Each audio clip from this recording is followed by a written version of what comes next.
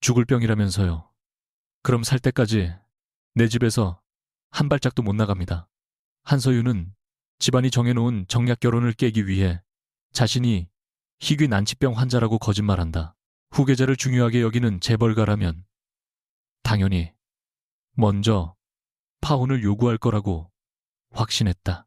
그러나 강태준은 파혼 대신 세계적인 의료진을 부르고 서윤이 완치될 때까지 직접 관리하겠다고 선언한다. 서윤은 자신이 완벽하게 그를 속였다고 믿지만 첫 검사 결과를 받아든 태준의 표정에는 이미 이상할 만큼 여유로운 미소가 번지고 있었다. 제게 시간이 많이 남지 않았습니다.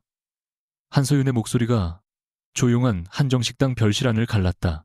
은빛 수저를 들고 있던 아버지 한명석의 손이 그대로 굳었고 맞은편에 앉아있던 강성그룹 회장 강정호의 눈썹이 천천히 올라갔다. 그러나 서윤이 가장 보고 싶었던 반응은 단 하나였다. 그녀는 고개를 들어 자신의 정면에 앉은 강태준을 바라봤다. 검은 정장에 흐트러짐 하나 없는 넥타이 감정을 읽기 어려운 짙은 눈동자. 강성그룹의 차기 회장으로 불리는 남자는 놀라지도 당황하지도 않았다. 그저 들고 있던 물잔을 내려놓았을 뿐이었다. 서윤은 속으로 숨을 삼켰다. 여기서 물러서면 끝이었다. 그녀는 미리 준비한 대로 창백한 미소를 지으며 말을 이었다. 희귀성 면역질환이라고 들었습니다. 치료가 쉽지 않고 앞으로 상태가 어떻게 될지도 장담할 수 없다고 했어요. 명석이 낮게 으르렁거렸다. 한서윤, 지금 무슨 소리를 하는 거야? 서윤은 아버지를 보지 않았다. 아버지도 오늘 처음 들으시는 게 맞아요. 말씀드리면 무조건 결혼부터 진행하실 것 같았으니까요. 강 회장이 굳은 얼굴로 물었다. 그 정도로 심각한 병인가? 서윤은 망설이는 척하다가 천천히 고개를 끄덕였다. 아이를 가질 수 있을지도 확실하지 않다고 했습니다. 그 순간 그녀는 속으로 거의 승리를 확신했다. 재벌가의 후계자 결혼해서 이보다 강력한 파혼 사유가 어디 있겠는가. 그런데 태준이 처음으로 입을 열었다. 담당 병원은 어디죠? 서윤의 심장이 철렁 내려앉았다. 내 병원 이름이요. 그의 목소리는 놀랄 만큼 평온했다. 서윤은 준비해둔 대답을 꺼냈다. 개인적인 문제라 말씀드리기 어렵습니다. 태준은 그녀를 잠시 바라보더니 다시 물었다. 병명도 정확히 말하기 어렵고 병원도 말하기 어렵고 진단서도 오늘 가져오지 않았다. 그의 입꼬리가 아주 조금 움직였다. 그런데 결혼은 깨고 싶다. 서윤은 손톱이 손바닥을 파고드는 것을 느끼면서도 표정을 유지했다. 저 때문에 강성그룹까지 피해를 볼 필요는 없잖아요. 그 말이 떨어지자 태준은 휴대전화를 꺼냈다. 윤 실장, 지금부터 내 오후 일정 전부 취소해요. 서윤의 눈이 커졌다. 태준은 시선을 그녀에게 둔 채 통화를 이어갔다. 세진의료원 VIP 검진센터 비워놓고 면역내과와 희귀질환센터 책임자들 호출하세요. 해외 자문 가능한 교수진도 전부 연결하고. 서윤이 결국 참지 못하고 끼어들었다. 잠깐만요. 지금 뭐 하시는 거예요? 태준은 전화를 끊고 아무렇지도 않게 대답했다. 치료해야죠. 별실 안의 공기가 순식간에 얼어붙었다. 서윤은 자신이 잘못 들었나 싶어 몇 초 동안 눈만 깜빡였다. 제가 방금 뭐라고 했는지 못 들으셨어요. 치료가 쉽지 않다고요. 태준은 고개를 아주 조금 기울였다. 그러니까 치료해야죠. 보통 이런 말을 들으면 파혼부터 생각하지 않나요? 누가 정한 보통입니까? 강태준 씨, 한서윤 씨. 태준은 그녀가 말을 자르려는 타이밍까지 계산한 사람처럼 정확하게 이름을 불렀다. 당신이 오늘 여기 나온 이유가 이 결혼을 깨기 위해서라는 건 알고 있습니다. 하지만 적어도 지금 당신 말대로라면 결혼보다 먼저 처리해야 할 문제가 생겼네요. 서윤은 입술을 깨물었다. 계획대로라면 지금쯤 강 회장이 불쾌한 표정으로 약혼 이야기를 없던 일로 하자고 했어야 했다. 아버지는 체면 때문에 화를 내더라도 결국 받아들일 수밖에 없었을 것이다. 그런데 눈앞의 남자는 그녀의 거짓말을 파혼 사유가 아니라 치료 명령서처럼 받아들이고 있었다. 명석이 급히 나섰다. 태준 군 서윤이가 갑자기 이런 말을 해서 당황스럽겠지만 우리 쪽에서 먼저 정확히 확인하고 다시 연락하겠네. 그 말에 서윤은 속으로 아버지에게 처음으로 감사했다. 하지만 태준이 곧바로 잘라 말했다. 그럴 필요 없습니다. 양가가 결혼을 논의하는 자리에서 건강 문제를 공개했으니 저도 당사자입니다. 제가 확인하겠습니다. 서윤의 목소리가 날카로워졌다. 제 몸인데 왜 강태준 씨가 확인해요? 이번에는 태준의 눈빛이 아주 잠깐 차가워졌다. 그럼 지금 여기서 파혼하고 끝내면 됩니까? 서윤의 얼굴이 순간 밝아지려는 것을 그는 놓치지 않았다. 태준은 그 미세한 변화를 보고도 모르는 척 말을 이었다. 하지만 정말 시한이 정해진 병이라면 파혼했다고 해서 사람이 낫지는 않겠죠. 서윤의 표정이 다시 굳었다. 그는 의자에서 일어나며 마지막으로 말했다. 병원으로 갑시다. 결과를 보고 결혼 이야기는 그 다음에 하죠. 세진 의료원으로 이동하는 검은 세단 안에서 서윤은 창밖만 노려보았다. 일이 어디서부터 꼬였는지 도무지 이해할 수 없었다. 사실 그녀가 이 말도 안 되는 거짓말을 생각해낸 건 사흘 전이었다. 아버지가 강성그룹과의 혼담이 거의 확정됐다고 통보했을 때 서윤은 처음으로 정면으로 거절했다. 하지만 돌아온 것은 내 감정 하나로 회사 직원 수백 명의 미래를 망칠 셈이냐는 말이었다. 한명석은 자신의 중견 바이오 회사를 살리기 위해 강성그룹과의 투자 제휴가 필요했고 그 결속을 가장 확실하게 만드는 방법으로 딸의 결혼을 택했다. 서윤에게 그 말은 오래전 기억 속 어머니의 목소리와 겹쳐 들렸다. 하고 싶은 일을 접고 만나고 싶은 사람을 끊고 결국 자신의 이름으로 된 선택 하나 없이 살았던 여자. 어린 서윤은 어머니가 어느 날 화장대 앞에서 조용히 중얼거리던 말을 아직 기억했다. 결혼이 감옥이 되면 사랑이 있어도 숨을 못 쉬어. 그 기억 때문에 서윤은 이번만큼은 반드시 도망치고 싶었다. 하지만 아버지와 맞서 싸워 이길 자신은 없었다. 그래서 가장 빠르고 가장 비겁한 길을 골랐다. 아픈 사람을 억지로 결혼시키진 못할 거라고 생각했다. 특히 후계자 문제에 민감한 재벌가라면 더더욱. 그런데 옆자리에 앉은 태준은 서류를 읽듯 태블릿 화면만 보고 있었다. 서윤은 결국 참지 못했다. 혹시 병원 가는 길에 생각이 바뀌실 가능성은 없어요. 그가 화면에서 눈도 들지 않은 채 물었다. 뭐에 대해서요? 결혼이요. 검사부터. 저 굉장히 심각할 수도 있어요. 그래서 검사부터. 평생 약을 먹어야 할 수도 있고요. 좋은 약을 찾으면 됩니다. 아이도 못 낳을 수 있어요. 그제야 태준이 고개를 돌렸다. 내가 아이 낳을 사람 구하러 맞서 나온 걸로 보입니까? 서윤은 순간 말문이 막혔다. 태준은 그녀의 얼굴을 몇 초 바라보다 다시 태블릿으로 시선을 돌렸다. 그리고 하나 충고하죠. 거짓말을 하든 진실을 말하든 너무 많은 설명을 붙이면 오히려 의심받습니다. 서윤의 심장이 쿵 내려앉았다. 그녀가 재빨리 그를 바라봤지만 태준의 얼굴에는 아무런 표정도 없었다. 병원에 도착한 뒤 상황은 더 나빠졌다. 평소라면 예약을 몇 달 기다려야 한다는 교수들이 이미 검사실 앞에 모여 있었다. 서윤은 흰 가운을 입은 의사들의 얼굴을 보는 순간 자신이 너무 큰 판을 벌였다는 사실을 깨달았다.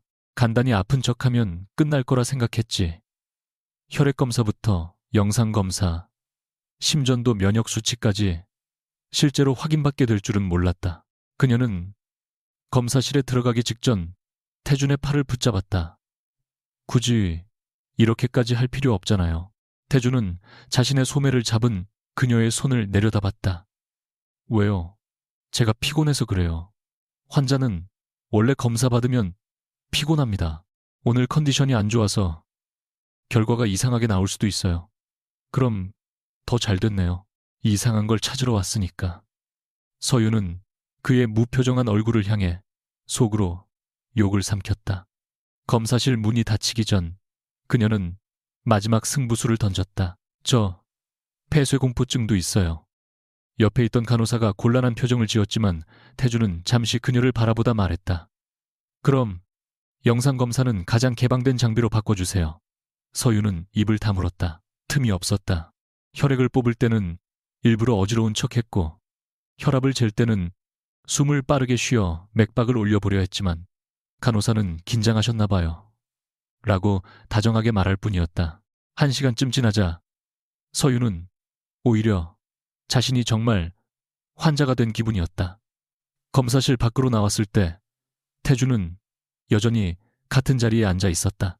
중요한 회의를 여러 개 취소했다는 사람이 노트북 하나를 펼쳐놓고 병원 복도에서 일을 하고 있었다. 서유는 그 모습을 보며 이해할 수 없는 짜증과 묘한 불안을 동시에 느꼈다. 회사 안 가세요? 그녀가 묻자 태준이 시계를 확인했다. 오늘은 여기 있을 겁니다. 왜요? 보호자니까. 누가 보호자예요? 본인이 병원 이름도 말하기 싫다면서요. 적어도 오늘은 나밖에 없지 않습니까? 서유는 말없이 그를 노려봤다. 태주는 아무렇지도 않게 노트북 화면으로 시선을 돌렸지만 아주 잠깐 그의 눈가에 웃음기가 스친 것을 그녀는 보지 못했다. 검사가 끝난 뒤 서유는 VIP 병실에서 결과를 기다렸다. 의사가 들어오면 어떤 말을 해야 할지 머릿속으로 수십 가지 변명을 만들고 있던 순간 담당 교수 박도현이 먼저 태준을 따로 불렀다. 서유는 그 장면을 보고 목이 바싹 말랐다. 혹시 벌써 들킨 건 아닐까? 그러나 여기서 도망칠 수도 없었다. 그녀는 문 앞을 서성거리다 결국 물을 마시는 척 복도 끝으로 나갔다. 닫힌 상담실 문 너머로 목소리는 거의 들리지 않았다. 같은 시각 방 안에서 박도현은 두꺼운 검사 결과지를 태준 앞에 놓으며 난처한 얼굴을 하고 있었다. 강 전무님, 현재 확인된 수치만 보면 특별한 이상은 없습니다. 태준은 놀라지 않았다. 특별한 이상이 없다는 게 어느 정도입니까? 정상 범위입니다. 면역 지표도 안정적이고 염증 수치도 문제 없습니다. 기존에 심각한 희귀 질환을 치료받은 흔적도 지금 자료로는 확인하기 어렵습니다. 박 교수는 잠시 말을 고르다가 덧붙였다. 오히려 또래 평균보다 건강한 편입니다. 태준이 천천히 결과지를 넘겼다. 그럼 본인이 말한 병은요? 적어도 오늘 검사에서는 근거를 찾을 수 없습니다. 이전 병원 자료가 있다면 다시 확인해야겠지만요. 잠시 침묵이 흘렀다. 박 교수는 태준의 얼굴을 살피다가 조심스럽게 물었다. 환자분께 그대로 설명드릴까요? 태준은 유리벽 너머 복도를 바라봤다. 서윤이 종이컵을 든 채 어색하게 서성거리고 있었다. 완벽하게 아무 일도 없는 사람의 걸음걸이였다. 조금 전까지 피를 뽑고 비틀거리던 여자가 간호사가 등을 돌리는 순간 너무 멀쩡하게 걷고 있었다. 태준의 입가에 아주 희미한 미소가 번졌다. 아니요. 마로다라나. 박 교수가 눈을 크게 떴다. 네, 한서윤 씨에게는 아직 말하지 마세요. 하지만 의료진 입장에서는 검사 결과를 정확히 안내해야 합니다. 거짓 진단을 해달라는 뜻은 아닙니다. 태준은 결과지를 내려놓았다. 추가 관찰이 필요하다고만 하세요. 제가 본인에게 직접 확인할 게 있습니다. 박 교수는 여전히 이해하지 못한 표정이었다. 태준은 낮게 덧붙였다. 그리고 치료라는 이름으로 위험한 건 아무것도 하지 마세요. 영양관리, 수면, 운동 정도면 됩니다. 그제야 박 교수는 태준이 무엇을 눈치챘는지 알아차린 듯 입을 다물었다. 태준은 다시 유리벽 너머의 서윤을 바라봤다. 그녀는 자신이 들켰다는 사실을 전혀 모른 채 이번에는 아픈 표정을 연습하고 있었다. 10여 분 뒤 박 교수가 병실로 들어왔을 때 서윤은 일부러 베개에 등을 기대고 힘없이 앉아 있었다. 결과가 어떻게 나왔나요? 그녀가 조심스럽게 묻자 박 교수는 태준을 한번 바라본 뒤 말했다. 현재 검사만으로는 정확한 원인을 특정하기 어렵습니다. 당분간 생활 습관과 상태를 관찰하면서 추가 확인이 필요하겠습니다. 서윤은 속으로 환호성을 질렀다. 정확한 원인을 특정하기 어렵다. 이보다 완벽한 문장이 있을까? 자신의 거짓말이 현대의학조차 밝혀내기 어려운 미스터리로 승격된 순간이었다. 그녀는 일부러 침통한 얼굴로 고개를 숙였다. 역시 그렇군요. 박 교수의 눈썹이 아주 조금 움직였다.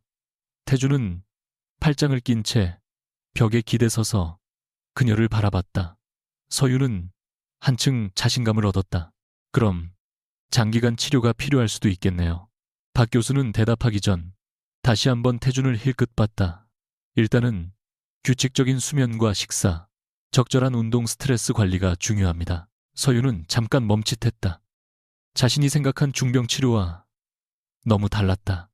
약은요, 우선 필요한 영양제 정도를 검토하겠습니다. 주사 같은 건요, 필요하지 않습니다. 서유는 이상하다고 생각했지만 곧 스스로 납득했다. 희귀병이니까 그런가 보다. 태준이 그때 앞으로 한 걸음 나왔다. 생활관리가 가장 중요하다는 뜻이군요. 박 교수가 마지못해 고개를 끄덕였다. 현재로서는 그렇습니다. 태준의 눈빛이 순간 차갑게 빛났다. 알겠습니다. 그럼 제가 직접 관리하죠. 서윤이 고개를 번쩍 들었다. 뭘 직접 관리해요? 태준은 너무 당연한 사실을 말하듯 대답했다. 당신. 서윤은 그 말의 의미를 병원 지하 주차장에 내려가서야 제대로 이해했다. 원래 타고 왔던 차가 아닌 검은색 SUV 앞에 정장을 입은 직원 2명이 기다리고 있었고, 그 옆에는 서윤의 집에서 가져온 듯한 커다란 여행 가방 2개가 놓여 있었다. 그녀는 한동안 가방과 태준을 번갈아 바라보다가 기가 막혀 물었다. 저거 뭐예요? 짐이요? 누구 짐인데요? 한서윤 씨, 제 짐이 왜 여기 있어요? 태준은 차문을 열며 말했다. 오늘부터 우리 집에서 지낼 겁니다. 서윤은 너무 황당해서 웃음조차 나오지 않았다. 제가 왜 강태준 씨 집에서 살아요? 박 교수 말 못 들었습니까? 생활 습관을 체계적으로 관리해야 한다잖아요. 제 집에서도 할 수 있어요. 오늘 아침도 빈속에 커피 2잔 마셨다고 했죠. 서윤의 표정이 굳었다. 아까 문진표에 아무 생각 없이 적었던 내용이었다. 태주는 계속했다. 수면 시간은 하루 4시간에서 5시간. 일주일에 3번 이상 야식. 운동은 거의 안 함. 스트레스가 심할 때는 매운 음식과 카페인으로 버틴다. 그는 마치 회사 부실자산 보고서를 읽듯 하나씩 지적했다. 환자가 관리가 전혀 안 돼 있네요. 저 환자 맞거든요. 그러니까 스트레스 주지 말고 집에 보내주세요. 안 됩니다. 이건 감금이에요. 집에 가고 싶으면 언제든 나갈 수 있습니다. 태주는 잠시 말을 멈췄다. 서윤의 눈이 반짝였다. 그러나 그의 다음 말은 가차 없었다. 대신 나가는 순간 양가 어른들께 오늘 검사 결과를 포함해서 왜 당신이 치료를 거부하는지 처음부터 다시 설명하죠. 서윤의 표정이 순식간에 굳었다. 아버지가 자신이 혼담을 깨기 위해 병까지 꾸며냈다는 사실을 의심하기 시작하면 모든 것이 끝장이었다. 태주는 그녀가 도망칠 수 없는 이유를 정확하게 골라찔렀다. 선택은 자유입니다. 그가 말했다. 서윤은 이를 악물었다. 강태준 씨, 원래 이렇게 사람을 협박해요. 협박 아닙니다. 환자 보호. 보호와 협박이 무슨 차이인지 모르세요. 그 질문에 태준의 눈빛이 아주 잠깐 멈췄다. 하지만 곧 아무 일도 없었다는 듯 차문을 더 크게 열어주었다.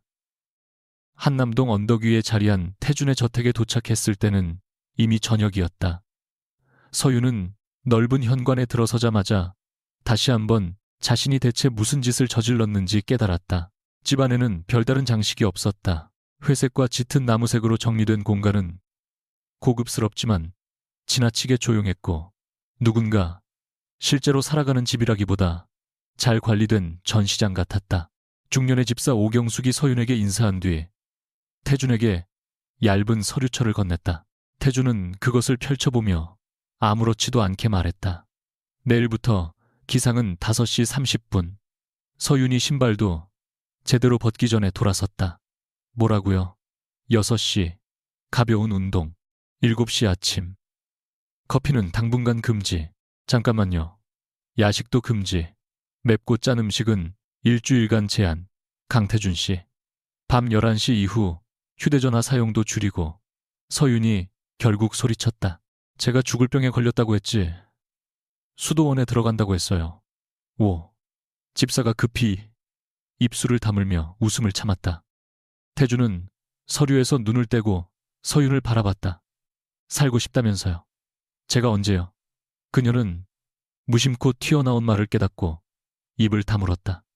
태준의 눈빛이 묘하게 변했다. 아주 짧았지만 확실했다. 그는 그녀에게 한 걸음 가까이 다가왔다. 그러게요. 이상하네요. 서윤의 심장이 빠르게 뛰기 시작했다. 태주는 낮게 말했다. 죽을지도 모른다는 사람치고는 살겠다는 의지가 별로 안 보여서. 그녀는 애써 시선을 피하지 않았다. 사람마다 받아들이는 방식이 다른 거죠. 그렇습니까, 네. 그럼 난 내 방식대로 받아들이죠. 그가 서류철을 닫았다. 그리고 조금 전 식당에서보다 훨씬 낮고 차가운 목소리로 말했다. 죽을 병이라면서요. 그럼 살 때까지 내 집에서 한 발짝도 못 나갑니다. 서윤의 눈이 크게 뜨였다. 미쳤어요. 태주는 처음으로 분명하게 웃었다. 그건 검사 안 해봤습니다. 그날 밤 서윤은 자신에게 배정된 방 침대 끝에 앉아 한참 동안 천장만 바라봤다. 계획은 완벽했다고 생각했다.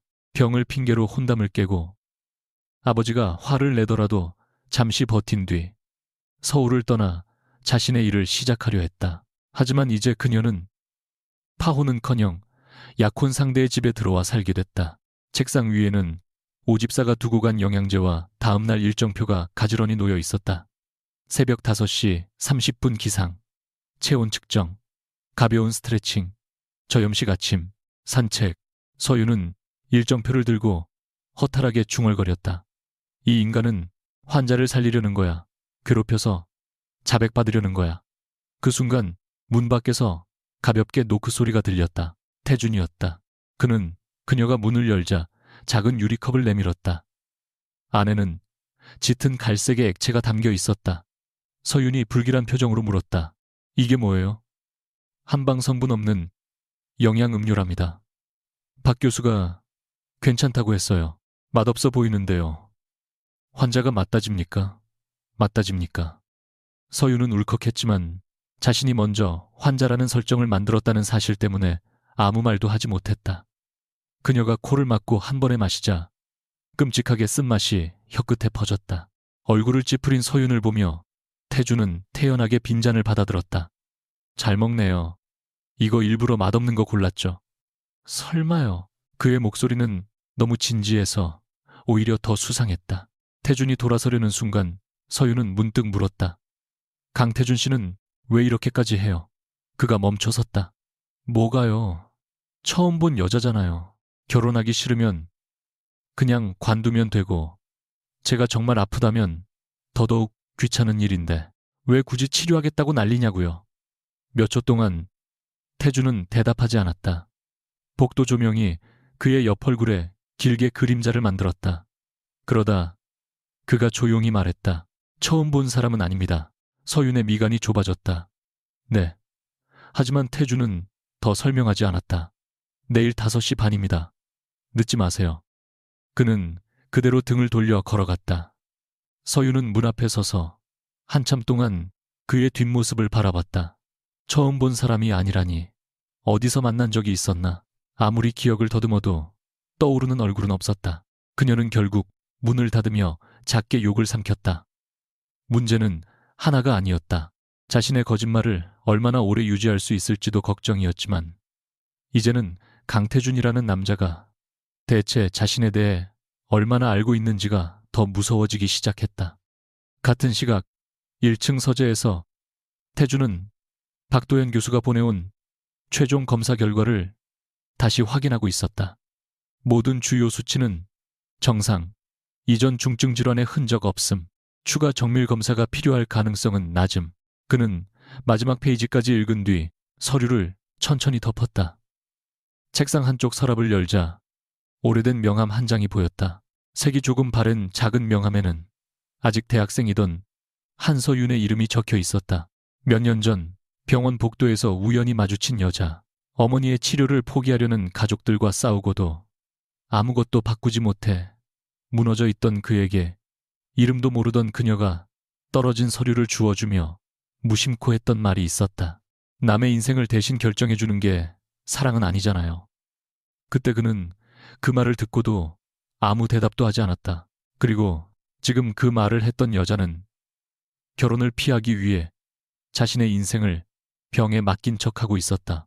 태주는 명함을 손끝으로 한번 쓸어내린 뒤 다시 서랍 안에 넣었다. 조금 전까지 떠오르던 웃음은 어느새 사라져 있었다. 서윤의 거짓말이 우습기는 했다.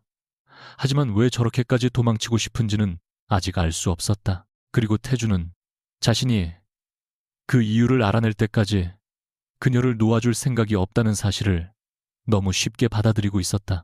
그것이 얼마나 위험한 생각인지도 모른 채 그는 휴대전화를 들어 박 교수에게 짧은 메시지를 보냈다. 위험한 처치는 전부 제외하고 생활 관리만 진행해달라는 내용이었다. 곧 답장이 왔다. 태주는 화면을 끄고 의자에 몸을 기대며 낮게 중얼거렸다. 한서윤. 그의 입가에 다시 아주 희미한 미소가 걸렸다.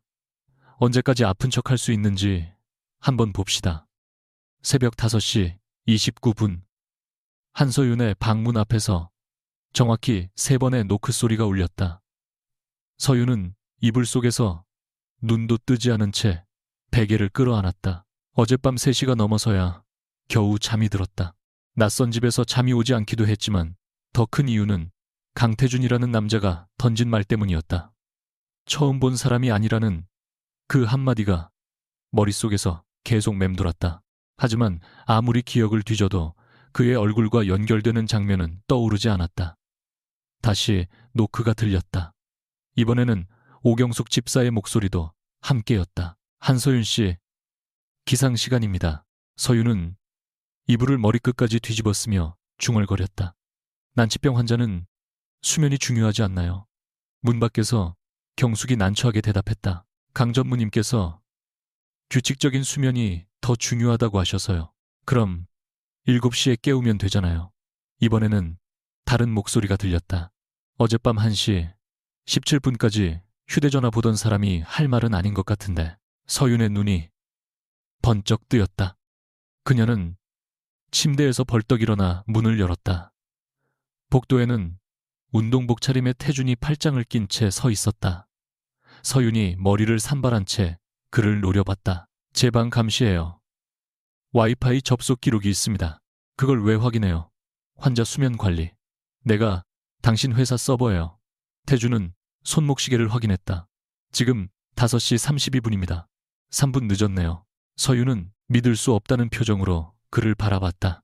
강태준 씨, 혹시 사람 괴롭히는 게 취미예요? 태준은 잠시 생각하는 척하더니 태연하게 답했다. 오늘부터 취미가 될 수도 있겠네요. 서윤은 자신이 절대 순순히 끌려가지 않겠다고 결심했다.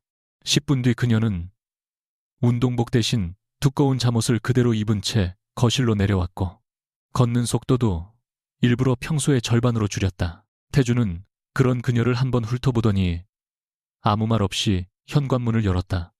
어디 가요? 산책. 저 지금 현기증 나요. 앉았다 일어날 때 갑자기 움직이지 마세요. 심장이 좀 두근거리는 것 같기도 하고 운동 부족이면 그럴 수 있습니다. 관절도 아픈 것 같아요. 스트레칭하면 좋아집니다. 서윤의 눈썹이 꿈틀거렸다. 이거 그녀가 증상을 하나씩 추가할 때마다 태주는 너무 자연스럽게 해결책을 붙였다. 결국 서윤은 마당으로 나와 느린 속도로 걸으며 다음 작전을 생각하기 시작했다. 집 뒤편 정원은 놀랄 만큼 넓었고 담 너머로는 아직 어둠이 남아있는 한강과 서울의 불빛이 희미하게 내려다 보였다. 태주는 그녀보다 반걸음 앞에서 일정한 속도로 걸었다. 서윤은 일부러 2바퀴쯤 돌았을 때 갑자기 발걸음을 멈추고 가슴을 짚었다. 잠깐만요. 태준이 돌아봤다. 서윤은 눈을 감으며 숨을 가쁘게 쉬었다. 갑자기 그녀는 완벽하게 쓰러지는 연기를 하려 했다. 그런데 몸을 기울이는 순간 태준이 재빨리 팔을 뻗어 그녀의 허리를 받쳤다. 예상보다 가까워진 거리 때문에 서윤의 숨이 진짜로 또 졌다. 태준의 얼굴이 바로 눈앞에 있었다. 그는 당황하지 않았다. 오히려 너무 차분했다. 맥박 확인해 볼까요? 서윤이 움찔했다. 괜찮아진 것 같아요. 벌써요. 원래 제 병이 그래요. 갑자기 왔다가 갑자기 사라진다. 그의 목소리 끝에 미묘한 웃음기가 묻어 있었다. 서윤은 그의 팔을 밀어내며 몸을 바로 세웠다. 사람마다 증상이 다르다니까요. 태주는 그녀의 얼굴을 한참 바라보다 고개를 끄덕였다. 아주 신기한 병이네요. 그 말투가 묘하게 거슬렸지만 서윤은 그가 무엇을 알고 있는지 확신할 수 없었다. 아침 식탁에서도 전쟁은 계속됐다. 서윤 앞에는 현미죽과 삶은 달걀, 자극 없는 반찬 몇 가지가 놓였다. 반대편에 앉은 태준 앞에도 똑같은 메뉴가 있었다. 서윤은 잠시 그의 식판을 확인한 뒤 물었다. 왜 당신도 이걸 먹어요? 같이 먹는 게 환자 스트레스를 줄인다고 해서. 그러면 제 스트레스 줄이려고 떡볶이 드실래요? 안 됩니다. 라면은요? 안 됩니다. 김치찌개 짜서 안 됩니다. 서윤은 젓가락을 내려놓았다. 이렇게 살면 병보다 먼저 우울증 걸리겠는데요. 경숙이 옆에서 웃음을 참지 못하고 고개를 숙였다. 태주는 아무렇지 않게 죽을 한 숟갈 먹었다. 서윤은 그런 그를 노려보다가 문득 궁금해졌다. 원래 아침부터 집에서 밥 먹는 사람이에요. 대부분 회사에서 먹습니다. 그럼 굳이 왜 여기서 이러고 있어요? 관리한다고 했지 않습니까? 회사 후계자가 할 일이 그렇게 없어요. 태준의 젓가락이 잠깐 멈췄다. 어제 병원에서 들었죠. 당분간 생활습관 관리가 중요하다고. 그건 제가 알아서 하면 된다니까요. 어제 본인이 한 말 기억 안 납니까? 뭘요? 시간이 많이 남지 않았다고. 서윤은 순간 말문이 막혔다. 태준의 눈빛이 조금 낮아졌다. 그 말을 그렇게 쉽게 하지 마세요. 목소리는 차분했지만 분위기가 갑자기 달라졌다. 서윤은 그 안에 들어있는 감정을 정확히 읽지 못했다. 분노 같기도 했고 두려움 같기도 했다. 그녀가 무심코 말했다. 어차피 사람은 다 죽잖아요. 그 순간 태준의 표정이 완전히 굳었다. 식탁 위 공기가 차갑게 가라앉았다. 그는 몇 초 동안 아무 말 없이 서윤을 바라보다가 낮게 말했다. 다시는 내 앞에서 그런 식으로 말하지 마세요. 서윤은 처음으로 장난스럽게 받아칠 수 없었다. 점심 무렵 태준이 출근하자 서윤은 마침내 탈출 기회를 잡았다고 생각했다. 그는 분명 어디든 나갈 수 있다고 했다. 다만 양가의 상황을 설명하겠다는 조건을 붙였을 뿐이었다. 그렇다면 잠깐 외출 정도는 문제없지 않을까. 서윤에게는 더 시급한 목적도 있었다. 전날 아버지에게서 부재중 전화가 12통이나 와 있었고 그녀는 제대로 대화할 엄두가 나지 않아 모두 무시했다. 무엇보다 가장 절실한 것은 매운 음식과 커피였다. 그녀는 경숙에게 낮잠을 자겠다고 말한 뒤 모자를 눌러쓰고 뒷문으로 빠져나왔다. 담장 끝 작은 출입구를 발견했을 때는 자신이 천재라도 된 기분이었다. 20분 뒤 서윤은 한남동 골목 안 작은 분식집 구석에 앉아 떡볶이와 튀김, 아이스 아메리카노를 앞에 놓고 감격에 젖어 있었다. 첫 입을 먹는 순간 눈물이 날 것 같았다. 사람은 역시 이렇게 살아야지. 그녀는 행복하게 중얼거리며 떡볶이 하나를 입에 넣었다. 그런데 맞은편 의자가 천천히 뒤로 밀렸다. 서윤은 고개를 들다가 그대로 굳었다. 검은 코트를 입은 태준이 아무렇지도 않게 자리에 앉고 있었다. 서윤은 입안의 떡볶이를 급히 삼켰다. 회사 갔다면서요. 갔습니다. 그런데 왜 여기 있어요? 회의가 일찍 끝났습니다. 설마 절 찾으러 온 거예요. 태준은 테이블 위를 천천히 훑었다. 떡볶이, 튀김, 커피. 그의 시선이 다시 서윤에게 돌아왔다. 환자가 아주 건강하게 먹고 있네요. 서윤은 황급히 변명했다. 오늘은 상태가 좀 좋아서요. 아까는 관절도 아프고 숨도 안 쉬어진다면서요. 병이라는 게 원래 왔다 갔다 합니까? 그녀가 입을 다물자 태준이 손을 들어 직원을 불렀다. 여기 어묵 국물 하나 주세요. 서유는 어이가 없었다. 저 잡으러 와놓고 먹고 갈 거예요. 굶으면 건강에 안 좋으니까. 그 순간 서유는 문득 이상함을 느꼈다. 그런데 제가 여기 있는 건 어떻게 알았어요? 태주는 너무 태연하게 대답했다. 카드 사용 문자. 제 카드 문자가 왜 당신한테 가요? 안 갑니다. 서윤이 눈을 가늘게 떴다. 태주는 잠시 후 입꼬리를 올렸다. 방금 지어낸 말입니다. 뭐라고요? 거짓말이 얼마나 쉽게 들키는지 체험해보라고. 서윤의 얼굴이 굳었다. 태주는 어묵 국물을 한 모금 마시며 아무 일도 없다는 듯 덧붙였다. 경숙 아주머니가 뒷문 열려있다고 연락했습니다. 이 동네에서 한서윤 씨가 갈 만한 곳 찾는데 10분도 안 걸렸고요. 서윤은 가슴 한쪽이 서늘해지는 것을 느꼈다. 이 남자는 가끔 일부러 자신을 시험하는 것 같았다. 집으로 돌아가는 길 두 사람은 평소보다 말을 적게 했다. 서윤은 차창 밖만 바라보다가 결국 물었다. 아까 아침에 왜 화냈어요? 태주는 서류를 읽던 손을 멈췄다. 무슨 말입니까? 사람은 다 죽는다고 했을 때요. 잠시 침묵이 흘렀다. 태주는 대답하지 않을 것처럼 보였다. 그런데 한참 뒤 낮은 목소리가 들렸다. 어머니가 오래 아팠습니다. 서윤이 천천히 그를 바라봤다. 태주는 여전히 창밖을 보고 있었다. 집안에서는 최고의 병원, 최고의 의료진, 최고의 치료를 다 붙였죠. 그런데 정작 어머니가 뭘 원하는지는 아무도 묻지 않았습니다. 그의 턱선이 조금 굳어졌다. 병세가 나빠졌을 때 아버지는 해외 치료를 강행하려 했고 어머니는 집에 있고 싶어 했습니다. 나는 아버지 편에 섰어요. 살릴 수 있다면 뭐든 해야 한다고 생각했으니까.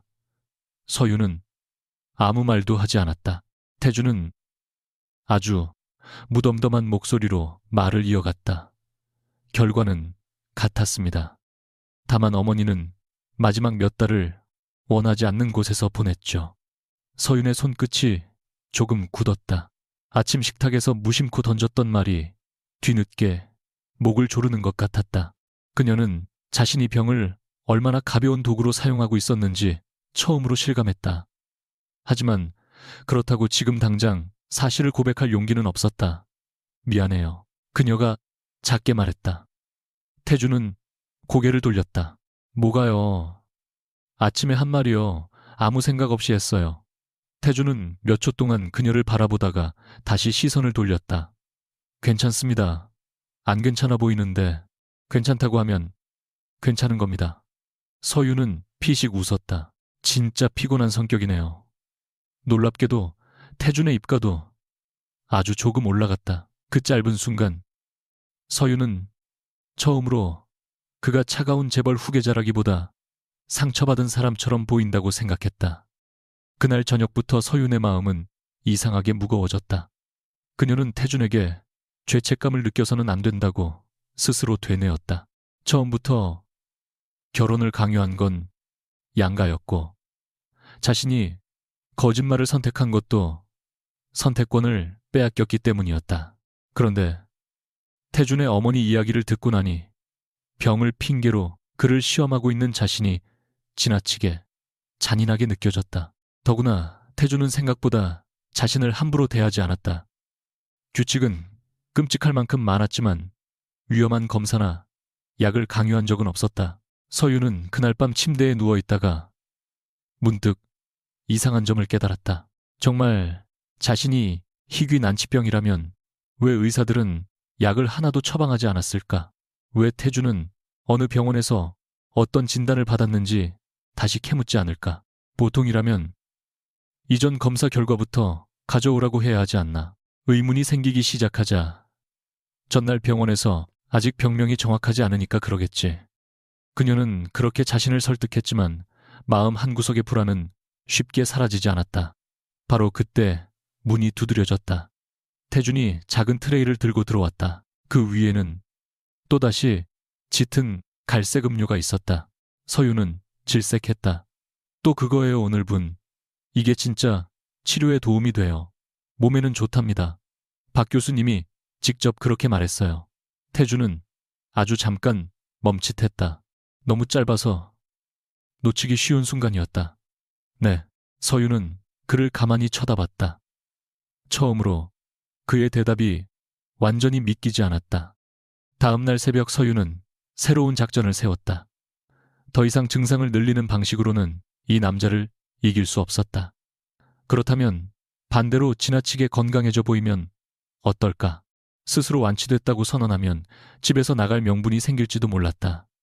그녀는 5시 20분에 먼저 일어나 운동복으로 갈아입고 정원으로 나갔다.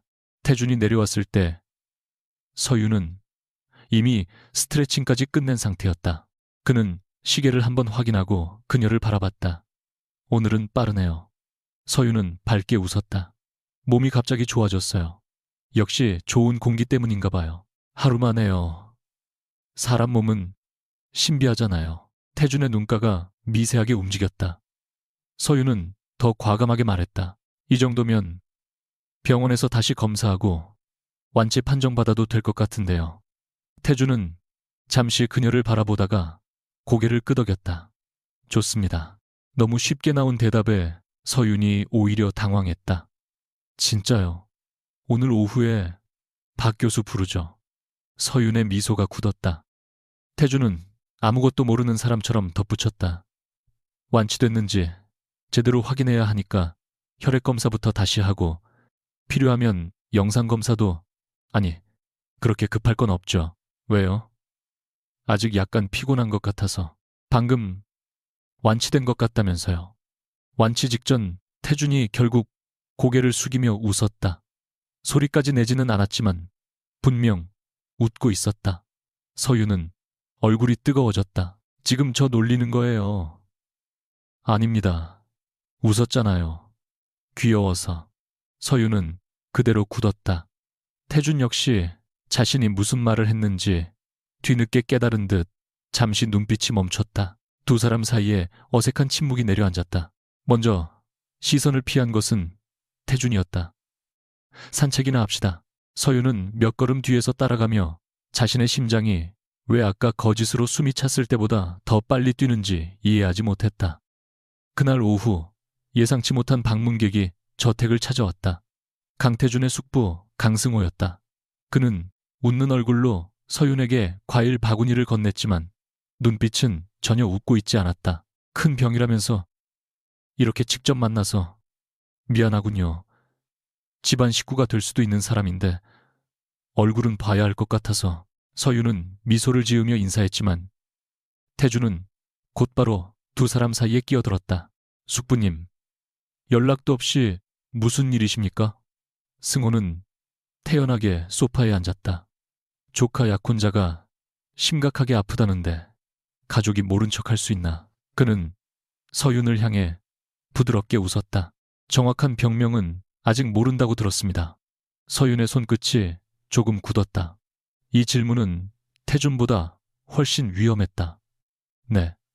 검사를 계속하고 있습니다. 이전에는 어디서 치료받았죠? 그건 서윤이 잠시 머뭇거리자 태준이 차갑게 끼어들었다. 의료 정보는 개인적인 문제입니다. 승호가 웃었다. 결혼하면 개인적인 문제가 아니지. 특히 강성그룹 후계자의 아내라면 더더욱. 그 말에 서윤의 표정이 미세하게 변했다. 바로 이것이었다. 자신이 처음 예상했던 재벌가의 반응. 병든 며느리는 위험 요소라는 시선. 승호는 그 변화를 놓치지 않았다. 서윤 씨도 이해하겠죠. 집안에는 후계 문제도 있고 주주들도 있고 이미지라는 것도 있으니까. 태준의 얼굴이 서늘하게 식었다. 그만하시죠. 내가 틀린 말을 했나. 사람을 회사 자산처럼 평가하는 게 옳다고 생각하시면 계속 말씀하시고요. 승호의 눈빛이 잠시 날카롭게 변했다. 태준은 더 낮은 목소리로 말했다. 다만 한소윤 씨 건강 문제를 이용해서 제 결혼이나 후계 구도를 흔들 생각이라면 시간을 낭비하고 계신 겁니다. 서윤은 두 남자 사이에 흐르는 긴장을 바라보며 처음으로 자신의 작은 거짓말이 생각보다 훨씬 큰 세계로 들어가고 있다는 걸 깨달았다. 승호가 돌아간 뒤에도 서윤은 한동안 말이 없었다. 태준은 서재로 가려다 그녀가 소파에 그대로 앉아 있는 것을 보고 멈췄다. 신경 쓰지 마세요. 서윤이 고개를 들었다.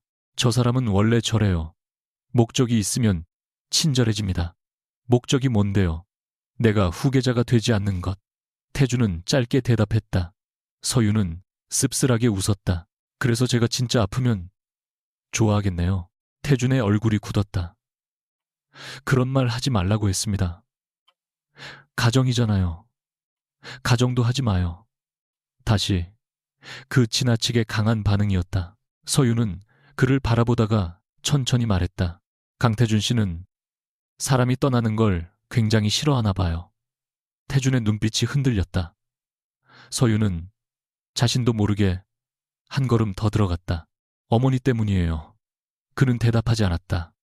그러나 침묵 자체가 답처럼 느껴졌다. 서윤은 이상하게 가슴이 답답해졌다. 자신이 이 남자를 속이고 있다는 사실이 다시 한번 무거워졌다. 그녀는 거의 입을 열 뻔했다. 사실 나는 아프지 않다고, 결혼이 무서워서 그랬다고. 하지만 그 순간 휴대전화가 울렸다. 화면에는 아버지의 이름이 떠 있었다. 서윤의 얼굴에서 순식간에 모든 용기가 사라졌다. 그녀는 전화를 받지 않고 화면을 꺼버렸다. 태주는 그 모습을 조용히 바라봤다. 왜 안 받습니까?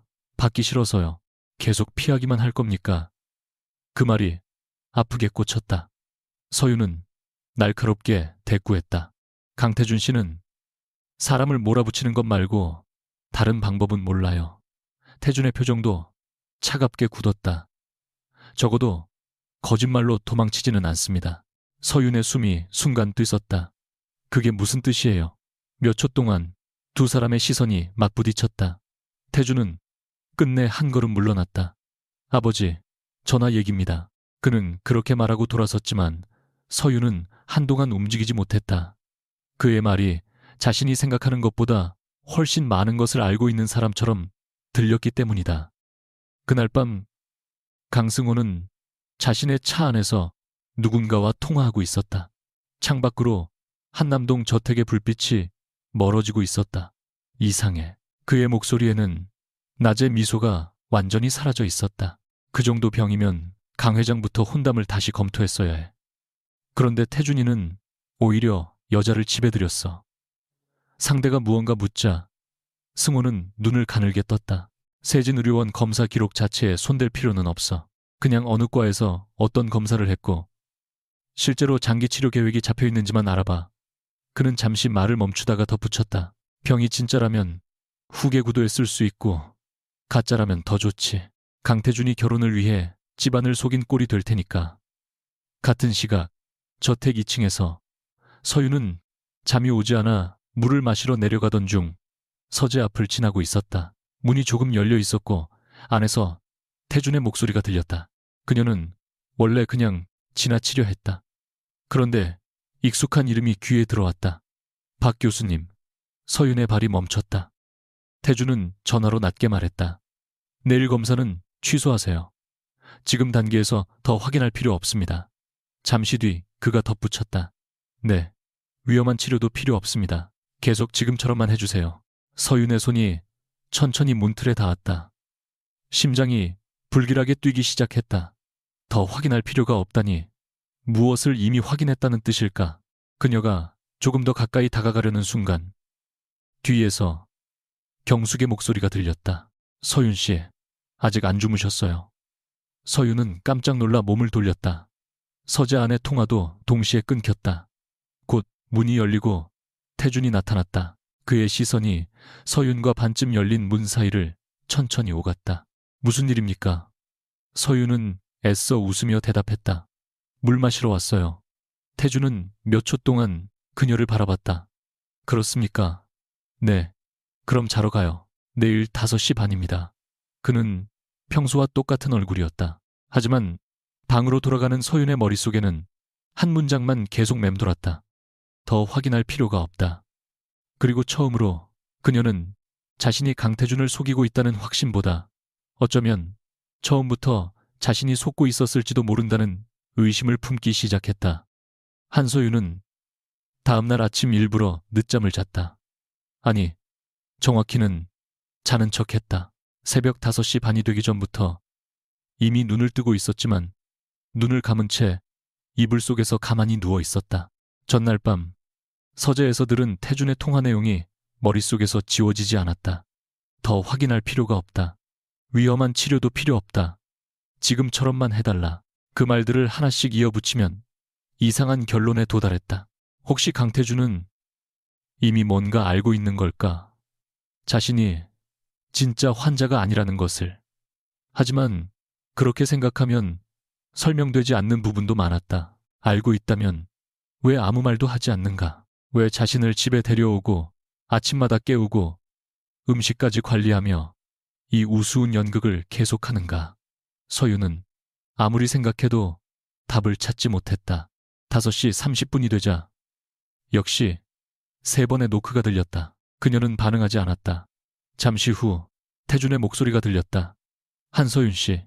서윤은 숨까지 천천히 쉬며 자는 척했다. 다시 노크. 그래도 움직이지 않았다. 몇 초 뒤 문이 열렸다. 서윤은 순간적으로 긴장했지만 눈을 감은 채 버텼다. 태준의 발소리가 침대 가까이 다가왔다. 그리고 차가운 손등이 그녀의 이마에 닿았다. 예상하지 못한 접촉에 서윤은 거의 움찔할 뻔했다. 태준은 낮게 중얼거렸다. 열은 없고 이어 손가락 2개가 그녀의 손목에 닿았다. 맥박을 재는 모양이었다. 서윤은 심장이 갑자기 빨라지는 것을 느꼈다. 미쳤나 봐. 이 상황에서 왜 뛰어? 그때 태준이 아주 낮게 말했다. 자는 척하는 사람 치고 맥박이 너무 빠른데요. 서윤의 눈이 번쩍 뜨였다. 태준은 바로 옆에서 그녀를 내려다보고 있었다. 서윤은 얼굴이 화끈해져 이불을 걷어찼다. 남의 방에 허락 없이 들어와요. 환자가 대답이 없으니까 그 환자 타령 좀 그만해요. 본인이 시작했습니다. 태준의 대답은 태연했지만 서윤은 그 말에서 이상하게 다른 의미를 느꼈다. 본인이 시작했다. 거짓말을 시작한 것도 자신이었다. 그녀는 한동안 그를 노려보다가 물었다. 혹시 저한테 숨기는 거 있어요? 태준의 눈빛이 아주 잠깐 멈췄다. 갑자기 왜 그런 걸 묻죠? 그냥요. 그냥 묻는 사람 얼굴이 아닌데. 서윤은 더 밀어붙이고 싶었지만 확실한 증거가 없었다. 결국 고개를 돌리며 말했다. 나가요. 옷 갈아입게. 태준은 한참 그녀를 바라보다가 문 쪽으로 돌아섰다. 그런데 나가기 직전 그가 말했다. 숨기는 건 서로 마찬가지 아닙니까? 문이 닫힌 뒤 서윤은 한동안 침대 위에 굳어 있었다. 그날부터 서윤은 태준을 관찰하기 시작했다. 이전까지는 자신이 어떻게 병을 연기할지만 고민했다면 이제는 반대로 그가 자신을 어떻게 보고 있는지를 살폈다. 아침 식사 때 일부러 손을 떨며 숟가락을 놓쳐봤다. 태준은 놀라기는커녕 아무렇지 않게 새 숟가락을 건넸다. 산책 중 갑자기 가슴을 짚고 걸음을 멈췄을 때도 그는 급히 의사를 부르지 않았다. 이번에는 어디가 아픕니까? 라고 묻는 목소리에는 걱정보다 기다림에 가까운 무언가가 있었다. 서윤이 심장이 좀 이라고 하자 태준은 손목 시계를 보며 말했다. 10분 전에는 계단 2층을 뛰어 올라왔는데 서윤은 얼어붙었다. 그건 급해서 그렇겠죠. 태준은 너무 쉽게 넘어갔다. 오후에는 더 노골적인 일이 있었다. 서윤이 일부러 냉장고 앞에서 초콜릿을 숨겨 먹다가 걸렸는데 태준은 뺏지 않았다. 대신 포장지를 바라보며 물었다. 오늘은 위장이 괜찮나 봅니다. 네, 좀 좋아졌어요. 그럼 저녁에 매운 음식도 먹을 수 있겠네요. 서윤은 반색했다. 진짜요. 아픈 사람한테는 안 되지만 건강한 사람은 괜찮죠. 서윤의 얼굴에서 미소가 사라졌다. 태준은 아무 일도 없다는 듯 물을 마셨다. 그 순간 서윤은 거의 확신했다. 이 남자는 알고 있다. 적어도 의심하고 있는 수준이 아니다. 이미 답을 쥐고 자신이 어디까지 가는지 보고 있는 것 같았다. 하지만 왜? 그 이유가 더 소름 끼쳤다. 혹시 자신을 놀리는 걸까?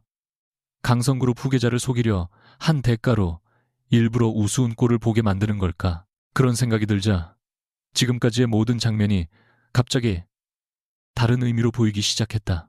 새벽 운동도, 맛없는 영양 음료도, 카페인 금지도 전부 걱정이 아니라 벌이었다면 서유는 입안이 말랐다. 그날 오후 박도현 교수가 저택을 방문했다. 태주는 회사에 나가 있었고 경숙은 장을 보러 외출한 상태였다. 박 교수는 서윤의 혈압과 기본 상태만 간단히 확인한 뒤 평소처럼 별다른 말을 하지 않았다. 서윤은 그가 가방을 정리하는 모습을 보다가 결심했다. 지금 아니면 알 수 없었다. 교수님, 박도현이 고개를 들었다. 네, 서윤 씨, 제 병이 정확히 뭐죠? 예상치 못한 질문이었는지 그의 손이 아주 조금 멈췄다. 처음에 말씀드렸듯이 현재 검사만으로는 그 말 말고요. 서윤은 그의 눈을 똑바로 바라봤다. 제가 처음 여기 왔을 때 어떤 검사들을 했고 어떤 수치가 이상했는지 알고 싶어요. 박 교수의 표정이 미묘하게 굳었다. 그건 검사 결과지를 보면서 설명드리는 게 좋겠습니다. 그럼 보여주세요. 짧은 침묵이 흘렀다. 박 교수는 의사로서 거짓말에 익숙한 사람이 아니었다. 특히 눈앞의 환자가 자신의 결과를 요구하는 상황에서 계속 둘러대는 것은 더 어려웠다. 그는 결국 한숨을 내쉬었다. 서윤 씨 결과는 본인이 확인할 권리가 있습니다. 그 한마디만으로도 서윤의 심장이 내려앉았다. 박 교수는 태블릿을 열어 전자의무기록에서 검사 내용을 하나씩 보여주었다. 혈액검사 정상, 염증 수치 정상, 면역 관련 수치 정상, 심전도 정상, 영상검사에서 특이 소견 없음. 서윤은 화면을 내려다보며 말없이 숫자들을 읽었다. 전문적인 뜻을 전부 알지는 못했지만 옆에 붙은 정상 범위라는 표시만으로도 충분했다. 그럼 처음부터 아무 이상이 없었던 거네요. 박 교수는 바로 답하지 못했다. 서윤의 목소리가 낮아졌다. 강태준 씨는 언제 알았어요? 박 교수의 얼굴이 굳었다. 그것이 대답이었다. 서윤은 웃음이 나올 것 같았다. 그런데 웃을 수가 없었다. 첫날이죠. 박 교수가 어렵게 입을 열었다. 검사가 끝난 직후 기본적인 내용은 보고 드렸습니다. 제가 건강하다는 것도, 네. 서윤은 의자 등받이에 천천히 기대었다. 귀 안에서 웅웅거리는 소리가 들렸다. 박 교수는 조심스럽게 말을 덧붙였다. 강 전무님이 위험한 처치나 약물은 절대 하지 말라고 여러 번 강조했습니다. 생활 습관 관리 외에는. 서윤이 고개를 들었다. 그게 위로가 돼야 하나요? 박 교수는 입을 다물었다. 서윤은 손에 힘을 줬다. 그동안 자신이 먹은 쓴 음료와 새벽 산책, 식단표, 규칙적인 수면, 그 모든 장면이 한순간에 우스운 연극으로 변했다. 그런데 더 아픈 건 따로 있었다. 자신은 중간부터 태준의 행동을 진심으로 걱정이라고 믿기 시작했다는 사실이었다. 박 교수가 돌아간 뒤 서윤은 한동안 거실에 혼자 앉아 있었다. 분노가 먼저 올라왔다. 얼굴이 뜨거워지고 손끝이 떨렸다. 하지만 곧 수치심이 따라왔다. 애초에 거짓말을 시작한 사람은 자신이었다. 그가 속아 넘어갔다면 자신은 아마 뿌듯해했을 것이다. 그렇다면 지금 화낼 자격이 있는 걸까? 서윤은 그 질문에 스스로 대답하지 못했다. 그런데 다시 생각해보면 태준이 진실을 알게 된 순간 그 자리에서 끝낼 수도 있었다. 당신 거짓말이지 라고 말하고 파혼하면 됐다. 아니면 가족들에게 알려 자신을 내쫓을 수도 있었다. 하지만 그는 그러지 않았다. 오히려 더 깊이 연극 안으로 들어왔다. 자신을 집으로 데려오고 생활을 통제하고 매일 반응을 지켜봤다. 언제 고백하는지 보겠다는 듯. 그 생각을 하자 분노가 다시 치밀었다. 자신은 사람인가? 아니면 그가 흥미로워하는 실험 대상인가? 서윤은 자리에서 일어나 곧장 2층 서재로 향했다. 문은 잠겨 있지 않았다. 그녀는 처음에는 그냥 태준이 돌아오면 여기서 기다릴 생각이었다. 그런데 책상 위에 놓인 오래된 서류 봉투가 눈에 들어왔다. 별다른 의미 없이 시선을 옮기던 순간 반쯤 열린 서랍 안에서 익숙한 이름이 보였다. 한서윤. 그녀는 손을 멈췄다. 안에는 낡은 명함 한 장이 있었다. 대학 시절 학생창업지원센터에서 사용하던 자신의 명함이었다. 서윤은 숨을 멈췄다. 뒷면에는 아주 희미하게 날짜 하나가 적혀 있었다. 몇 년 전 어머니가 치료받던 병원에 자주 드나들던 시기였다. 갑자기 기억 한 조각이 떠올랐다. 복도 끝 의자에 앉아 고개를 숙이고 있던 젊은 남자. 바닥에 떨어진 서류를 자신이 주워줬다. 얼굴은 제대로 보지 못했다.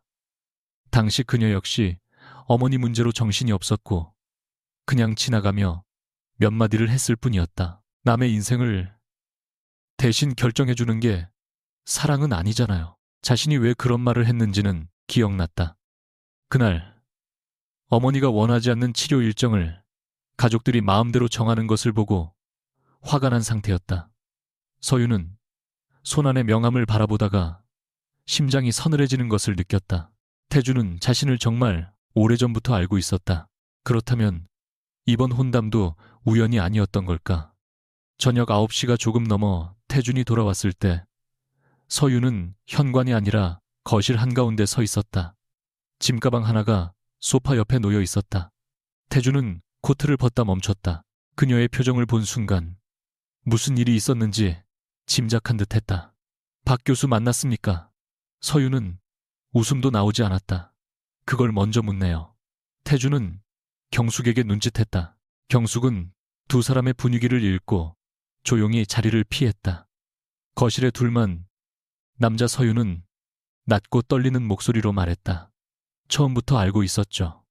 태준은 부정하지 않았다. 그 침묵이 오히려 더 잔인했다. 서윤이 다시 물었다. 언제부터요? 첫 검사 끝난 뒤. 그럼 그날부터 제가 하는 거 다 보고 있었네요. 제가 아픈 척하고 어지러운 척하고 쓰러지는 척하는 거. 태준은 천천히 코트를 의자에 걸었다. 처음에는 당신이 언제 사실대로 말하나 보려고 했습니다. 처음에는 서윤이 바로 받아쳤다. 태준의 눈빛이 굳었다. 서윤은 한 걸음 다가갔다. 처음에는 그랬고 그 다음에는요. 재밌었어요. 그런 뜻 아닙니다. 그럼 무슨 뜻인데요? 당신이 왜 그렇게까지 결혼을 피하려는지 알고 싶었습니다. 그래서 사람을 집에 가둬놓고 관찰했어요. 가둔 적 없습니다. 서윤은 어이없다는 듯 웃었다. 언제든 나가도 된다고 하면서 나가면 아버지한테 다 말하겠다고 했잖아요. 그게 자유예요.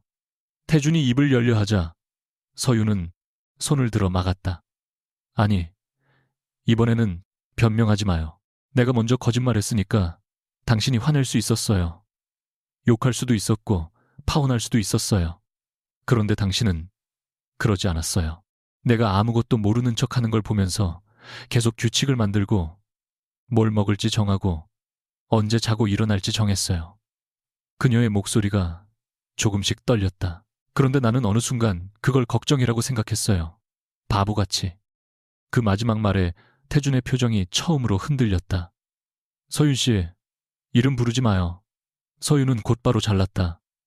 지금 제일 화나는 건 내가 속았다는 게 아니에요. 나도 당신을 속이려고 했으니까. 제일 화나는 건 당신이 내가 싫어하는 방식으로 나를 대했다는 거예요. 태준의 눈빛이 깊어졌다. 서윤은 억눌러 두었던 말을 쏟아냈다. 우리 엄마도 그랬어요. 가족들은 늘 엄마를 사랑한다고 했어요. 그래서 엄마 대신 결정했죠. 어디서 살아야 하는지, 누구를 만나야 하는지, 어떤 치료를 받아야 하는지 다 엄마를 위한 거라고 했어요. 결국 엄마는 자기 인생에서 자기 선택을 하나씩 잃어버렸어요. 서윤은 숨을 한번 고르고 말했다. 그래서 결혼이 무서웠어요. 또 누군가가 널 위해서라는 말로 내 삶을 대신 정할까봐. 아버지한테 정면으로 맞설 용기는 없었고 그래서 병까지 거짓말했어요. 그건 내가 잘못했어요. 인정해요.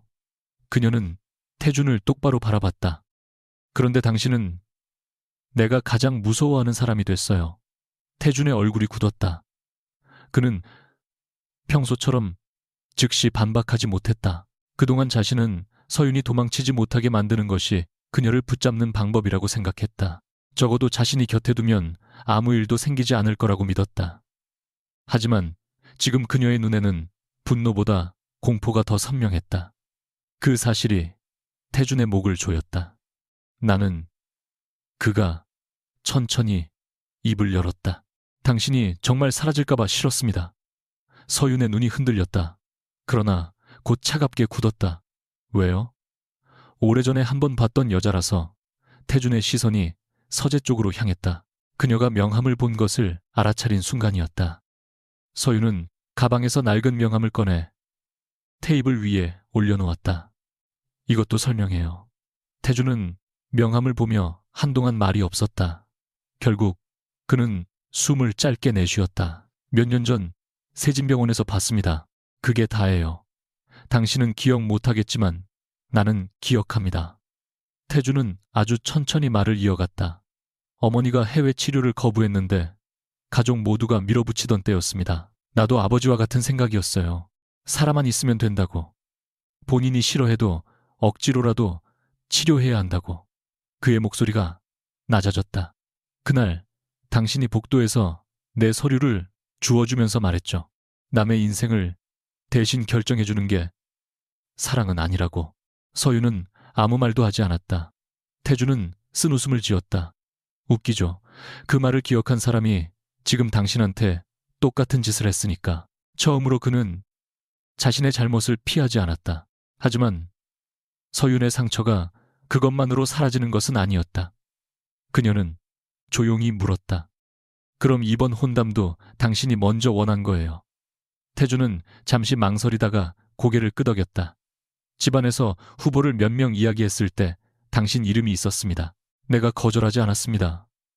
왜 다시 보고 싶었으니까. 짧은 대답이었다.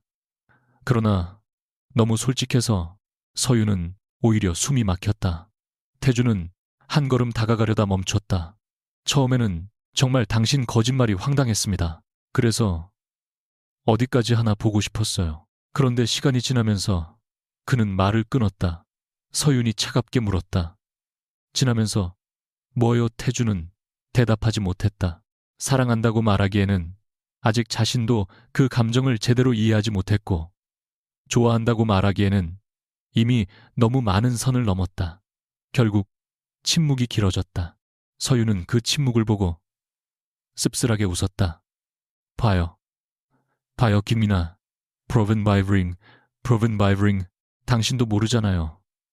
왜 날 붙잡았는지.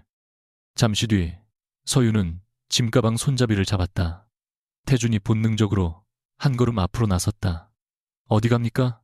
집은 아니에요. 친구 집이든 호텔이든 어디든 갈 거예요. 지금은 늦었습니다. 또 시작이네요. 서윤이 그를 바라봤다. 태준은 입을 다물었다. 평소 같으면 기사에게 연락하고 안전을 이유로 동선을 정하고 적어도 혼자 나가지 못하게 했을 것이다. 심장이 불편할 정도로 뛰었다. 정말 보내면 돌아오지 않을 수도 있었다. 강승호가 이미 그녀를 조사하고 있다는 것도 마음에 걸렸다. 하지만 조금 전 서윤이 한 말이 머릿속을 떠나지 않았다. 당신은 내가 가장 무서워하는 사람이 됐어요. 태준은 손을 천천히 내렸다. 기사만 부르겠습니다. 서윤의 표정이 미세하게 굳었다. 필요 없어요. 그럼 택시라도 혼자 갈 수 있어요. 태준은 다시 무언가 말하려다가 멈췄다. 그리고 처음으로 아무 조건도 붙이지 않았다. 알겠습니다. 그 한마디에 오히려 서윤이 잠깐 흔들렸다. 그녀는 자신을 막을 거라고 생각했다. 그래서 더 크게 싸울 준비까지 하고 있었다. 하지만 태준은 현관문을 열어줄 뿐이었다. 서윤은 문 앞에서 잠시 멈췄다. 돌아보면 안 된다고 생각했지만 결국 고개를 돌렸다. 태준은 몇 걸음 떨어진 곳에 그대로 서 있었다. 차갑고 완벽해 보이던 남자가 그 순간만큼은 이상할 정도로 외로워 보였다. 하지만 서윤은 그 감정에 흔들리지 않으려 이를 악물었다. 강태준 씨, 네, 이번엔 따라오지 마요. 태준은 한참 뒤 고개를 끄덕였다. 안 갑니다. 서윤은 문을 열고 밖으로 나갔다. 차가운 밤 공기가 얼굴을 스쳤다. 그녀는 자유로워졌어야 했다. 그런데 이상하게도 가슴 한쪽이 뜯겨나간 것처럼 아팠다. 태주는 현관문이 닫힌 뒤에도 한동안 움직이지 않았다. 거실 테이블 위에는 서윤이 두고 간 영양음료 컵과 일정표가 그대로 남아 있었다. 며칠 전만 해도 이 조용한 집이 원래 모습이었다. 그런데 이제는 너무 조용해서 견디기 힘들었다. 그는 자신의 휴대전화를 꺼냈다가 다시 내려놓았다. 위치를 확인할 수도 있었다. 기사에게 몰래 따라가라고 지시하는 것도 어렵지 않았다. 하지만 그렇게 하는 순간 서윤의 말이 모두 사실이 된다. 그는 처음으로 아무것도 하지 않는 것이 가장 어려운 선택일 수 있다는 사실을 깨달았다. 같은 시각 강승호의 비서에게 한 통의 보고가 들어갔다. 세진의료원에서 장기 치료 계획이 잡힌 기록이 없고 한서윤이 중증 희귀질환 환자라는 것을 뒷받침할 만한 정황도 찾기 어렵다는 내용이었다. 승호는 보고서를 읽다가 천천히 미소를 지었다. 그러니까 병이 아니었다는 거군. 그는 의자에 기대며 손가락으로 책상을 두드렸다. 좋아. 이제 문제는 누가 누구를 속였느냐가 아니라 강태준이 이 거짓말을 알고도 왜 감췄느냐지. 그리고 며칠 뒤 열릴 강성그룹 가족 경영회의 일정표를 펼쳤다. 한편 서윤은 택시 뒷좌석에 앉아 서울의 야경을 바라보며 휴대전화를 꽉 쥐고 있었다. 화면에는 태준의 이름이 떠 있지 않았다. 전화도 메시지도 없었다. 분명 자신이 원했던 일이었다. 그런데 그 침묵이 예상보다 훨씬 아팠다. 그녀는 눈을 감았다. 그날 병원 복도에서 자신이 했던 말이 떠올랐다. 남의 인생을 대신 결정해주는 게 사랑은 아니잖아요. 몇 년이 지나 자신이 던진 그 말이 강태준에게 돌아왔고 이제는 다시 자신에게 돌아와 묻고 있었다. 그렇다면 사랑은 무엇이어야 하는가? 붙잡는 것인가? 놓아주는 것인가? 아직 누구도 답을 알지 못했다. 다만 한 가지는 분명했다. 두 사람이 시작한 거짓말은 이제 더 이상 둘만의 장난으로 끝날 수 없게 되었다. 한서윤이 강태준의 집을 나온 지 사흘째 되는 아침, 그녀는 친구의 오피스텔 소파에서 눈을 떴다. 휴대전화 화면에는 아버지 한명석에게서 온 메시지가 17개나 쌓여 있었고 그중 가장 최근 문장은 짧았다. 오늘 오전 10시까지 회사로 와라. 더 이상 피하지 마.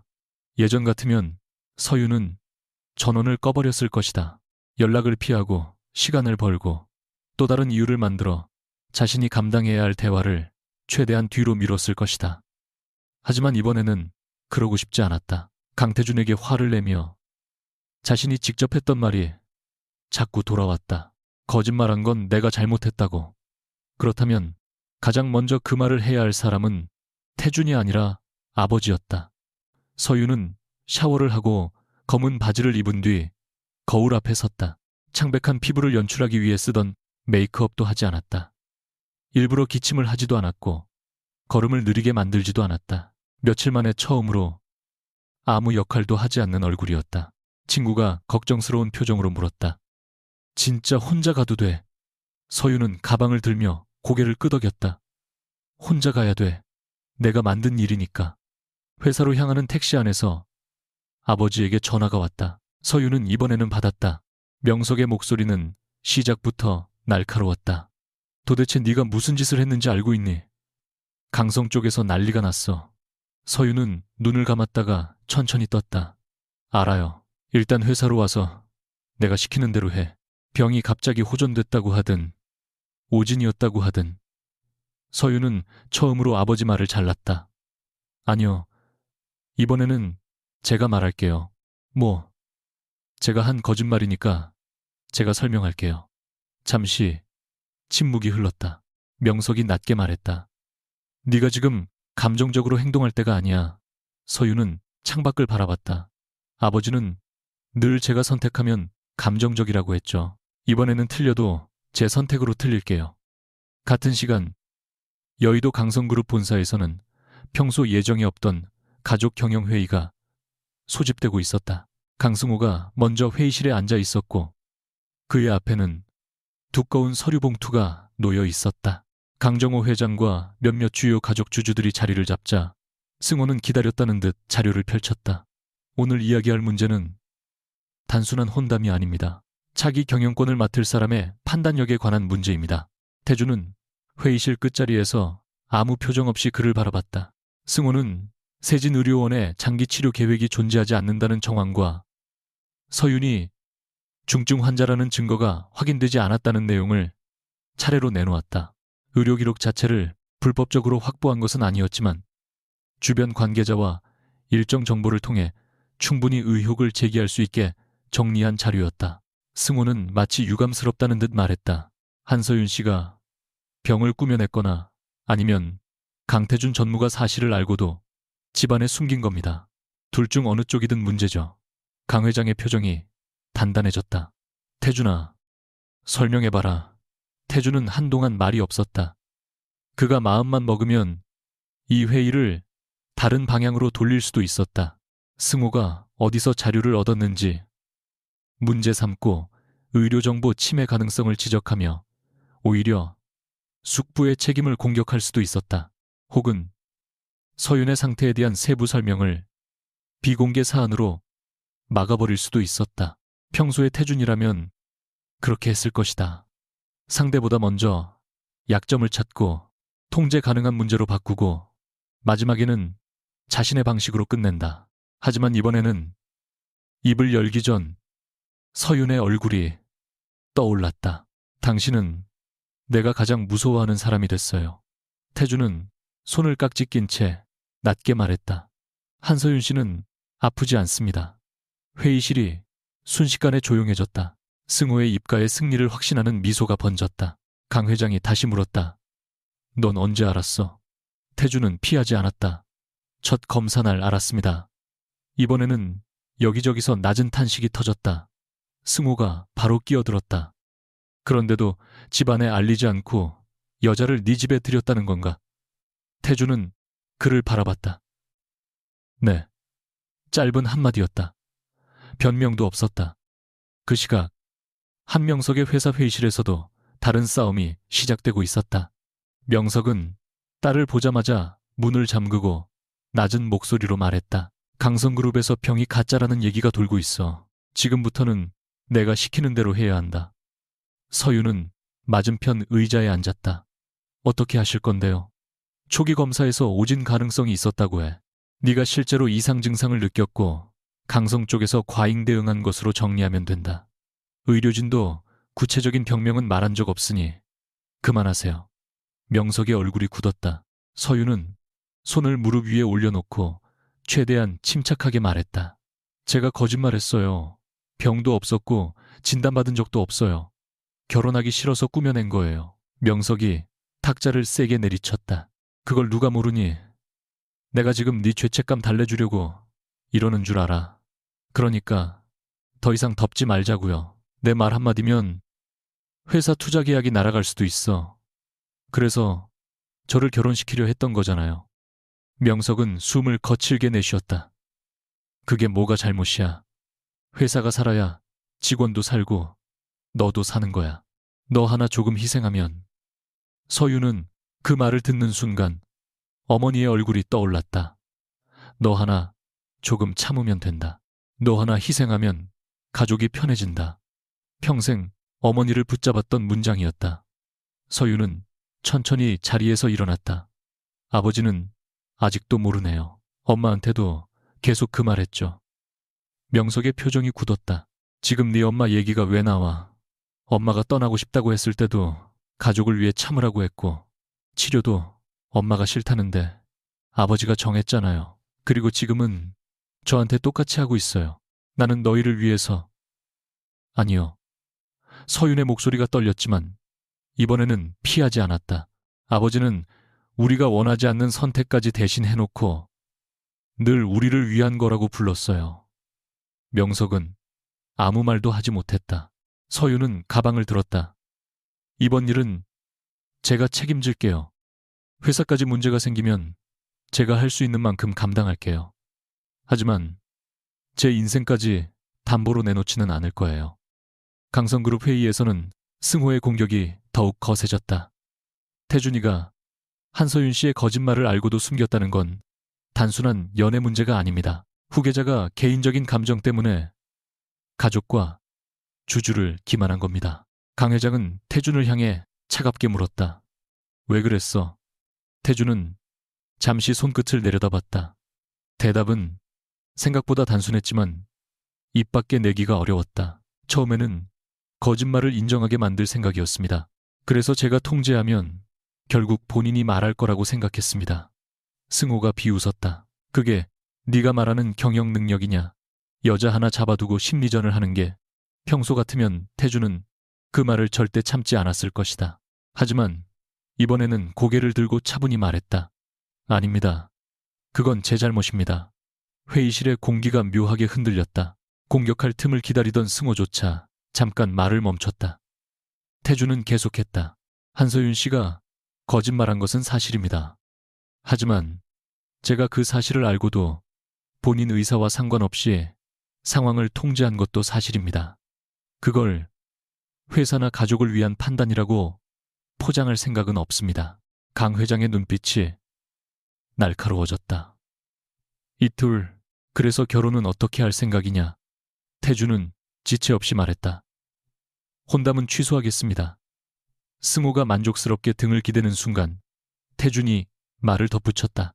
정확히는 제가 결정하지 않겠습니다. 한서윤 씨가 원하지 않으면 끝입니다. 강 회장이 낮게 물었다. 네가 그렇게 쉽게 포기한다고? 태준은 잠시 침묵했다. 포기하는 게 아닙니다. 그의 목소리가 조용해졌다. 제가 선택할 수 없는 문제라는 걸 이제야 인정하는 겁니다. 그 한마디 때문에 승호의 계획은 예상과 조금 다른 방향으로 흘러가기 시작했다. 그는 태준이 거짓말을 덮기 위해 무리하게 대응할 것이라 예상했다. 그래서 은폐와 판단력 문제를 동시에 터뜨릴 생각이었다. 하지만 태준이 스스로 잘못을 인정해버리자 공격의 절반이 무너졌다. 오후가 되자 양가의 몇몇 관계자들이 강성그룹 본사 회의실에 다시 모였다. 공식적인 공개 회견은 아니었지만 투자와 혼담이 얽혀 있었기 때문에 두 집안이 최소한의 입장을 정리해야 했다. 한명석은 끝까지 딸이 직접 나서는 것을 반대했지만 서유는 혼자 회의실 문을 열고 들어갔다. 가장 먼저 눈에 들어온 사람은 태준이었다. 사흘 만이었다. 그는 회의 테이블 반대편에 앉아 있었고 서윤이 들어오는 순간 아주 미세하게 몸을 일으키려다 멈췄다. 서로의 눈이 맞았지만 아무도 먼저 인사하지 않았다. 승호가 기다렸다는 듯 말했다. 한서윤 씨가 직접 왔군요. 그럼 이야기가 빠르겠네요. 병이 있다는 말은 거짓이었습니까? 명석이 끼어들려 했지만 서윤이 먼저 대답했다. 네, 거짓말이었습니다. 방 안이 조용해졌다. 서윤은 손끝을 꽉 쥐었다. 두려웠다. 목이 마르고 도망치고 싶었다. 하지만 말을 이어갔다. 저는 이 결혼을 원하지 않았습니다. 아버지에게 직접 반대했지만 받아들여지지 않았고 결국 병이 있다고 하면 양쪽에서 먼저 혼담을 포기할 거라고 생각했습니다. 제가 잘못된 방법을 선택했습니다. 승호가 즉시 물었다. 그럼 강태준 전무는 아무것도 몰랐습니까? 서유는 태준을 바라봤다. 몇 초 동안 시선이 부딪혔다. 그녀는 그를 보호하기 위해 거짓말을 한 번 더 할 수도 있었다. 이상하게도 마음 한쪽에서는 그러고 싶은 충동이 들었다. 하지만 이제 그러지 않기로 했다. 알고 있었습니다. 첫날부터요. 회의실에 다시 웅성거림이 일었다. 승호의 미소가 커졌다. 그러나 서유는 말을 멈추지 않았다. 그리고 알고도 저한테 말하지 않았습니다. 그건 강태준 씨가 설명해야 할 문제입니다. 제가 대신 변명하지 않겠습니다. 태준의 눈빛이 깊어졌다. 서유는 다시 앞을 바라봤다. 대신 제 거짓말까지 그 사람 책임으로 만들지는 말아주세요. 병을 꾸며낸 건 저 혼자 결정한 일입니다. 승호는 그 말을 기회라고 생각했다. 보셨죠? 두 사람이 서로를 속이고 숨긴 관계입니다. 이런 혼담은 애초에 성립할 수 없었어요. 더 중요한 건 태준이가 개인적인 집착 때문에 정상적인 판단을 하지 못했다는 겁니다. 그 순간 태준이 자리에서 일어났다. 숙부님, 말 중 절반은 맞습니다. 승호의 얼굴에 잠시 당황이 스쳤다. 태주는 주변을 천천히 둘러봤다. 제가 잘못 판단했습니다. 한서윤 씨가 왜 도망치려는지 이해하려 하기보다 제 방식대로 붙잡으면 된다고 생각했습니다. 서윤은 그를 바라봤다. 태주는 그녀에게 시선을 두지 않은 채 이어 말했다. 하지만 그 문제는 경영권 협상 카드가 아닙니다. 제 개인적인 잘못을 이유로 후계 구도를 다시 논의하고 싶다면 정식 절차에 따라 하십시오. 저는 피하지 않겠습니다. 승호가 눈을 가늘게 떴다. 네가 그렇게 말하면 책임이 사라지는 줄 알아. 사라진다고 한 적 없습니다. 태주는 차갑게 대답했다. 오히려 책임지겠다고 했습니다. 그는 준비해온 서류 한 장을 테이블 위에 놓았다. 자신의 혼담과 관련해 추진되던 양가의 일부 협력안을 별도로 재검토하고 개인적인 결혼 여부와 사업 계약을 분리하자는 내용이었다. 명석의 얼굴이 굳었다. 태주는 그를 바라보며 말했다. 결혼을 투자 조건처럼 유지할 이유는 없습니다. 사업성이 있다면 사업으로 판단하고 없으면 끝내면 됩니다. 서윤은 놀란 얼굴로 그를 바라봤다. 이것은 단순히 자신을 풀어주는 문제가 아니었다. 태준이 지금까지 두 집안을 묶어두던 가장 편리한 명분을 스스로 버리는 일이었다. 승호는 그제야 표정이 어두워졌다. 그는 태준이 체면을 지키기 위해 어떻게든 혼담을 유지할 것이라 생각했다. 그런데 태준이 스스로 그것을 내려놓으면서 자신이 준비한 스캔들의 파괴력이 급격히 약해지고 있었다. 더구나 의료 정보를 캐내기 위해 움직였던 승호 쪽의 방식까지 역으로 검토되기 시작하면 그 역시 편하지 않았다. 회의가 끝난 뒤 서윤은 복도 끝 창가에 혼자 서 있었다. 긴장이 풀리자 다리에 힘이 빠지는 느낌이 들었다. 이제 정말 끝난 걸까? 병도, 혼담도, 매일 아침 5시 반도. 그런데 이상하게 가벼워야 할 가슴이 더 무거웠다. 뒤에서 발소리가 들렸다. 태준이었다. 서윤은 돌아보지 않은 채 말했다. 따라오지 말라고 했잖아요. 태준은 몇 걸음 떨어진 곳에서 멈췄다. 오늘은 같은 회의에 불려온 겁니다. 서윤이 피식 웃었다. 여전히 말은 안 지네요. 짧은 침묵이 흘렀다. 태준이 먼저 말했다. 오늘 말한 것 고마웠습니다. 당신 위해서 한 말 아니에요. 제 거짓말은 제가 책임지고 싶어서 한 거예요. 압니다. 너무 쉽게 인정하는 대답에 서윤은 오히려 고개를 돌렸다. 예전의 태준이라면 반드시 자신의 방식으로 해석하고 결론을 붙였을 것이다. 지금 그는 그저 서 있었다.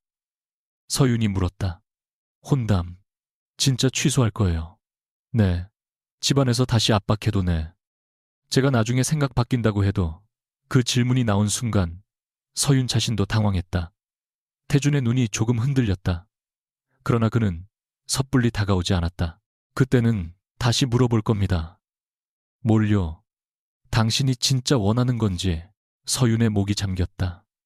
태준은 한참 뒤 낮게 덧붙였다. 이번에는 내가 먼저 결정하지 않겠습니다. 그것은 어쩌면 그가 할 수 있는 가장 어려운 약속이었다. 서윤은 시선을 피했다. 마음 한구석이 뜨거워졌지만 쉽게 용서하고 싶지는 않았다. 그가 잘못을 인정했다고 해서 자신이 느꼈던 모욕과 두려움이 사라지는 것은 아니었다. 아직 화 안 풀렸어요. 서윤이 말했다. 태준은 고개를 끄덕였다. 알아요. 얼마나 걸릴지도 몰라요. 그것도 압니다. 기다리겠다는 말도 하지 마요. 부담스러우니까. 이번에는 태준이 아주 희미하게 웃었다. 그럼 아무 말도 안 하겠습니다. 그 단순한 대답 때문에 서윤은 더 이상 그를 바라볼 수 없었다. 그날 저녁 태준은 한남동 집으로 돌아와 처음으로 경숙에게 서윤방을 정리하지 말아달라는 말조차 하지 않았다. 그는 방문 앞을 지나쳐 서재로 들어갔다. 책상 서랍을 열자 오래된 명함 한 장이 보였다. 몇 년 동안 그 명함을 가지고 있으면서 자신은 서윤의 말을 기억하고 있다고 생각했다. 남의 인생을 대신 결정해주는 게 사랑은 아니라고. 그런데 정작 그녀가 눈앞에 나타나자 그는 가장 익숙한 방법을 선택했다. 놓치고 싶지 않아서 관리했고 걱정돼서 통제했고 결국 사랑이라는 이름을 붙이기도 전에 상대의 선택권부터 빼앗았다. 태주는 명함을 한동안 바라보다가 지갑에서 꺼낸 작은 카드 한 장과 함께 봉투에 넣었다. 다음 날 아침 그는 경숙에게 부탁해 서윤의 남은 짐과 함께 그것을 보내게 했다. 편지는 없었다. 전화도 하지 않았다. 봉투 안에는 명함과 저택, 출입용 카드만 있었다. 카드 위에는 짧게 한 문장만 적혀 있었다. 이건 더 이상 내가 가지고 있을 이유가 없습니다. 서윤은 친구 집에서 그 봉투를 받아 한참 동안 아무 말도 하지 않았다. 출입카드를 손에 든 순간 그 집에서 겪었던 모든 일이 떠올랐다. 끔찍하게 쓴 음료를 억지로 마시던 밤, 몰래 떡볶이를 먹다 들킨 날, 정원에서 쓰러지는 척하다, 그의 팔에 안겼던 순간, 그리고 자신을 보내주던 마지막 밤. 그녀는 출입카드를 돌려보내려다 멈췄다.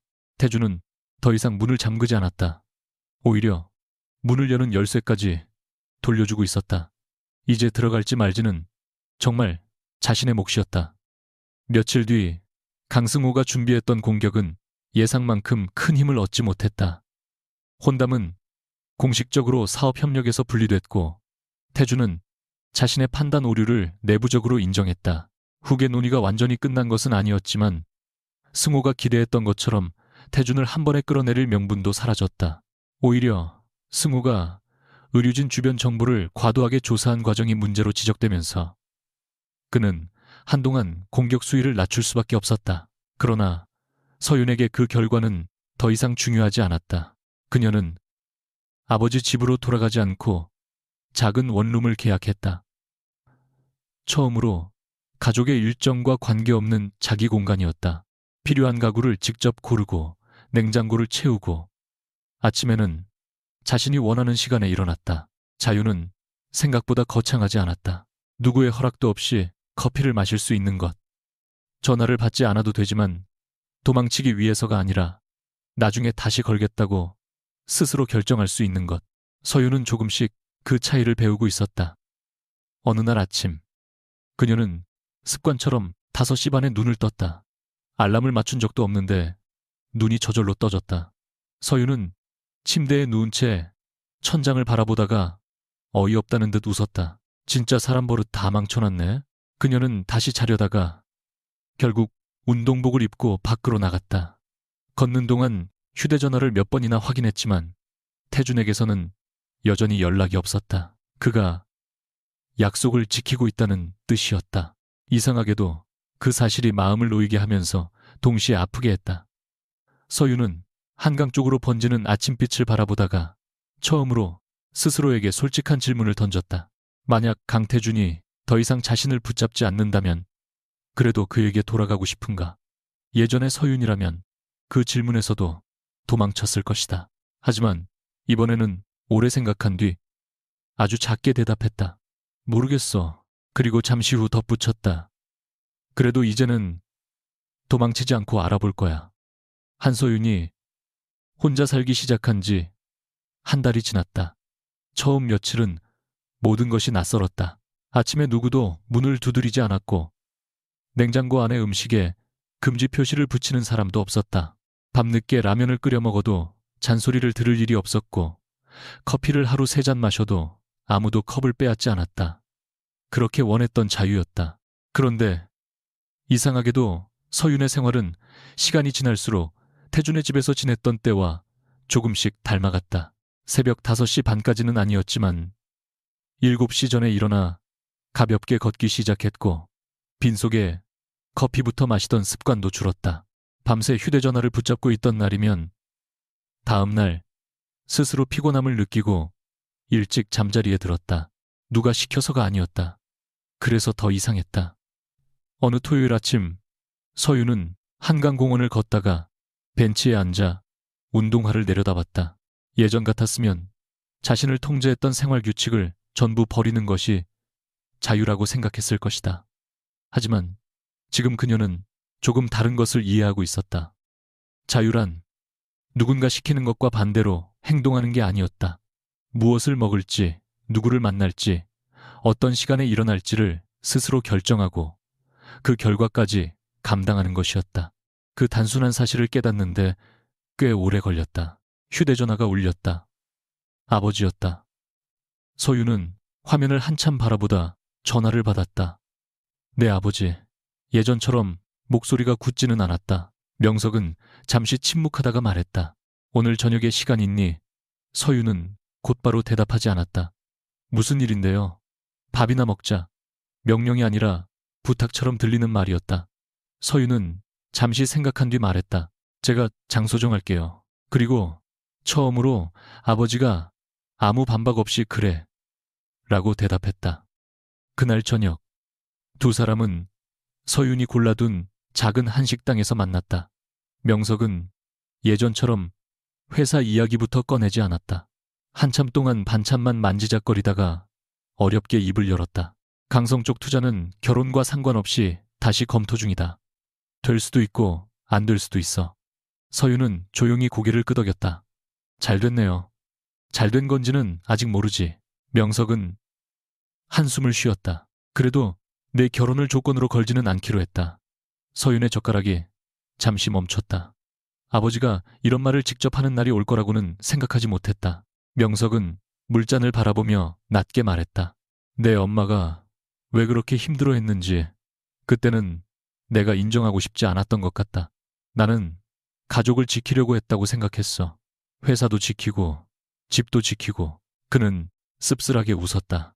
그런데 지킨다는 명목으로 사람을 붙잡아 두면 결국 집만 남는다는 걸 너무 늦게 알았지. 서유는 아무 말도 하지 못했다. 어린 시절부터 원망해온 사람이 한순간에 달라졌다고 믿을 만큼 순진하지는 않았다. 하지만 적어도 아버지가 처음으로 자신이 잘못했을 가능성을 입 밖으로 내고 있었다. 명석이 조심스럽게 물었다. 강태준하고는 끝난 거냐? 서유는 물을 한 모금 마셨다. 혼담은 끝났어요. 그 사람에 대한 마음을 물은 거다. 이번에는 서윤이 대답하지 못했다. 명석은 딸을 보다가 예상 밖의 말을 했다. 이번에는 내가 아무 말도 안 하마. 만나든 끝내든 네가 정해. 서윤은 그 문장을 듣는 순간 가슴 안쪽이 이상하게 저려왔다. 자신이 그렇게 듣고 싶었던 말이었다. 그런데 막상 선택권이 완전히 자신에게 돌아오자 더 이상 도망칠 핑계도 없어졌다. 강태준은 약속대로 한 달 동안 단 한 번도 서윤에게 먼저 연락하지 않았다. 그 대신 그의 생활 역시 조용히 바뀌고 있었다. 강성그룹에서는 강승호가 제기했던 후계자 판단력 문제가 정식으로 검토됐지만 결정적인 타격으로 이어지지는 않았다. 태준이 자신의 행동을 감추거나 서윤에게 책임을 떠넘기지 않았기 때문이다. 오히려 의료정보 주변을 캐내며 압박 수단을 만들려 했던 승호의 방식이 내부 감사 대상이 되면서 두 사람의 싸움은 다시 원래 자리, 즉 경영 성과와 지분의 문제로 돌아갔다. 태준은 그 싸움을 피하지 않았다. 다만 예전과 달라진 것이 하나 있었다. 상대의 약점을 잡았다고 해서 무조건 끝까지 몰아붙이지 않았다. 회의에서 직원이 예상과 다른 의견을 냈을 때도 바로 잘라버리는 대신 이유를 물었다. 윤 실장은 그런 변화를 가장 먼저 알아챘다. 어느 날 늦은 회의가 끝난 뒤 그가 조심스럽게 물었다. 전무님, 요즘은 예전보다 많이 참으십니다. 태준이 서류에서 눈을 떼지 않은 채 물었다. 전에는 그렇게 심했습니까? 윤 실장은 대답 대신 헛기침했다. 태준은 그 반응만으로 충분히 알아들었다. 밤늦게 한남동 집으로 돌아오면 가장 먼저 비어있는 2층 방이 눈에 들어왔다. 서윤이 쓰던 방은 이미 정리됐지만 이상하게도 그 앞을 지날 때마다 발걸음이 느려졌다. 연락하고 싶은 날은 수도 없이 많았다. 잘 지내는지, 밥은 먹는지, 아버지와는 괜찮은지 묻고 싶었다. 한 번은 메시지 창에 커피 하루 3잔은 많습니다라고 적었다가 스스로 어이가 없어 모두 지웠다. 지금 필요한 것은 관심을 증명하는 일이 아니었다. 아무것도 하지 않을 수 있다는 것을 증명하는 일이었다. 자신에게는 그것이 훨씬 어려웠다. 결국 먼저 움직인 사람은 서윤이었다. 그것도 대단한 계획을 세워서가 아니었다. 어느 날 오후 휴대전화 일정 알림에 오래전에 입력해둔 문구가 떴다. 강태준 맞선. 절대 성공시키지 말 것. 서윤은 화면을 보는 순간 한참 웃었다. 모든 소동이 시작됐던 바로 그날로부터 정확히 2달이었다. 창백한 화장을 하고 거짓 병명을 머릿속으로 외우며 상대가 자신을 싫어하기만 바랐던 날, 서윤은 알림을 지우려다 손을 멈췄다. 그리고 잠시 후 태준에게 처음으로 메시지를 보냈다. 오늘 저녁 시간 있어요. 답장은 10분이 지나도 오지 않았다. 평소 몇 초 안에 지시를 내리던 사람답지 않았다. 서윤은 괜히 휴대전화를 엎어놓았다가 다시 확인했다. 15분쯤 뒤 짧은 답이 왔다. 있습니다. 서윤은 그 한 단어를 보고 피식 웃었다. 처음 만난 식당 기억하죠? 이번에는 답장이 조금 빨랐다. 기억합니다. 7시에 봐요. 메시지를 보내고 나니 갑자기 심장이 빨라졌다. 예전에는 만나기 싫어서 병까지 만들었던 남자를 이제는 자신이 직접 불러내고 있었다. 서윤은 거울 앞에 서서 한참 고민하다가 화장을 아주 가볍게 했다. 볼을 창백하게 만들지도 않았고 입술색을 지우지도 않았다. 옷장에서도 가장 평범하게 자신다운 옷을 골랐다. 식당에 도착했을 때 태준은 이미 먼저 와 있었다. 2달 전과 같은 자리였다. 검은 정장을 입은 모습도 비슷했다. 하지만 서윤이 문을 열고 들어오자 일어나 의자를 빼주려던 태준은 잠시 멈추더니 그냥 자신의 자리에 다시 앉았다. 서윤이 눈썹을 올렸다. 왜요? 태준이 약간 어색하게 대답했다. 해줘도 되는 건지 몰라서. 서윤은 결국 웃음을 터뜨렸다. 의자 빼주는 건 통제 아니거든요. 태준은 그제야 일어나 조심스럽게 의자를 빼주었다. 두 사람 사이에는 잠시 어색한 침묵이 흘렀다. 먼저 입을 연 것은 태준이었다. 건강은 어떻습니까? 서윤은 기다렸다는 듯 진지한 얼굴을 만들었다. 큰일 났어요. 태준의 표정이 순간 굳었다. 그 반응을 본 서윤이 결국 웃었다. 난치병이 완치됐어요. 태준은 몇 초 동안 그녀를 바라보다가 천천히 숨을 내쉬었다. 그 농담 아직도 합니까? 왜요? 이번에는 의사 안 불러요. 안 부릅니다. 세계적인 명의들 집합시키지도 않고 안 합니다. 집으로 끌고 가지도 않고. 태준의 얼굴에서 미소가 사라졌다. 그건 다시는 안 할 겁니다. 농담으로 시작했던 분위기가 순식간에 진지해졌다. 서윤은 손끝으로 물잔 가장자리를 천천히 문질렀다. 왜 연락 안 했어요? 태준은 예상하지 못한 질문처럼 잠시 그녀를 바라봤다. 하지 말라고 했으니까. 진짜 한 번도 안 할 줄은 몰랐는데 했다면 싫었을 겁니다. 서윤은 대답하지 못했다. 맞았다. 처음 며칠은 전화가 왔다면 분명 화를 냈을 것이다. 태준이 천천히 말했다. 서윤 씨가 내 옆에 있는 이유가 내가 못 나가게 해서인지 본인이 있고 싶어서인지 구분이 안 되는 관계는 다시 만들고 싶지 않습니다. 그의 목소리는 예전처럼 단호했지만 이번에는 결론을 강요하지 않았다. 그래서 아무것도 안 했습니다. 그것밖에 할 수 있는 게 없어서. 서윤은 그 말을 듣고 한동안 태준을 바라봤다.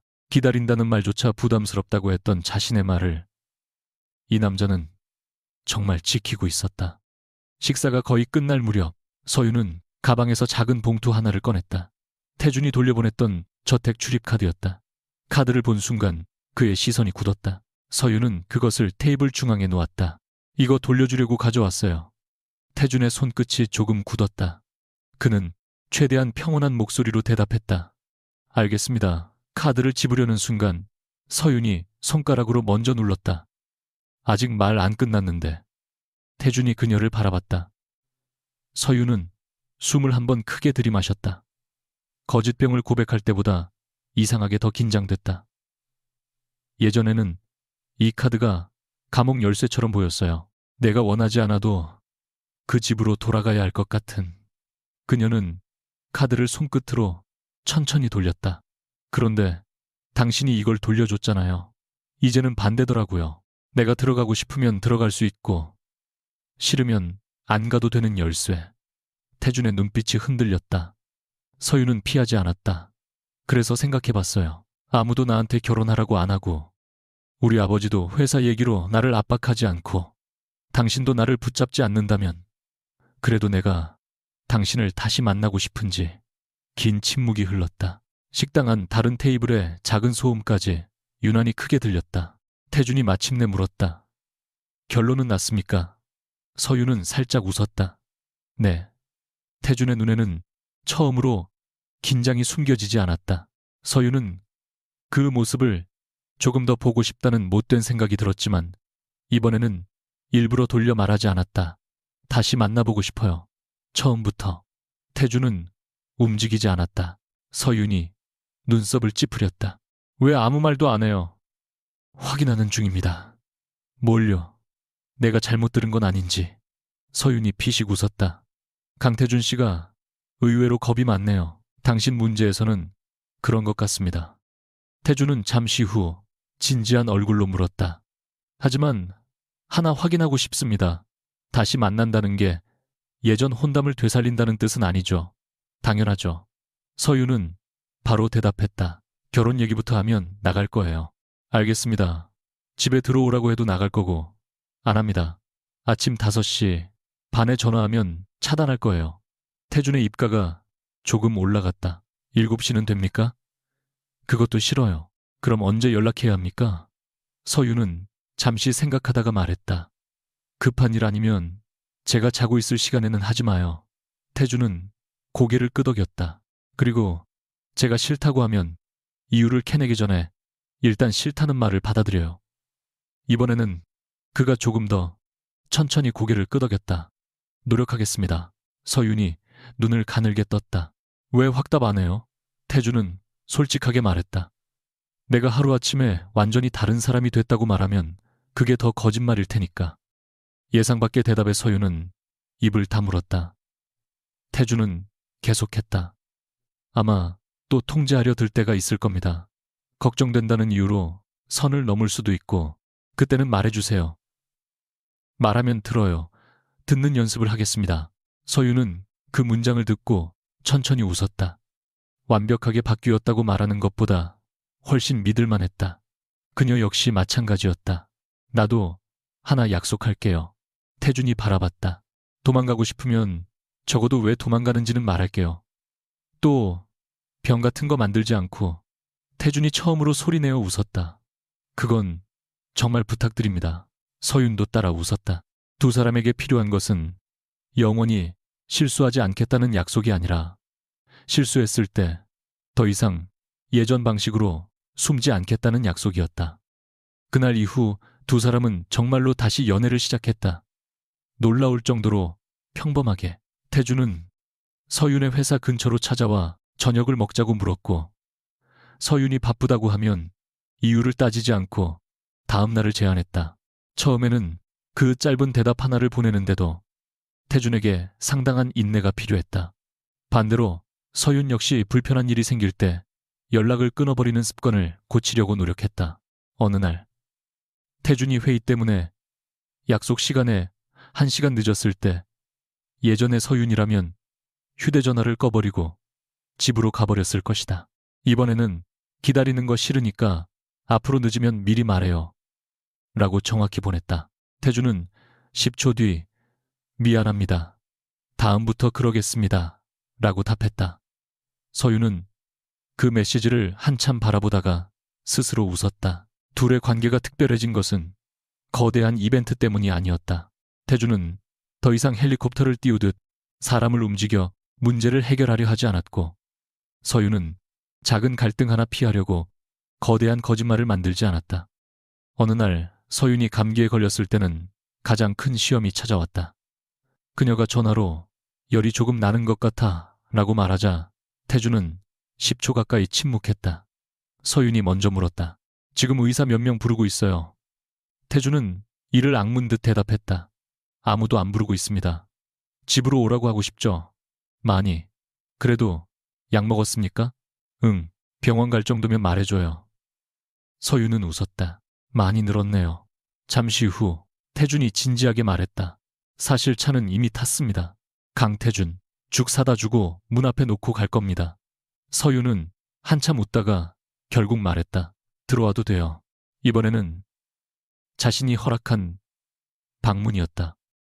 반년 뒤 두 사람은 다시 한남동 저택의 정원을 걷고 있었다. 겨울이 지나고 봄이 시작되는 시기였다. 서윤은 예전에 쓰던 방으로 돌아와 살고 있지 않았다.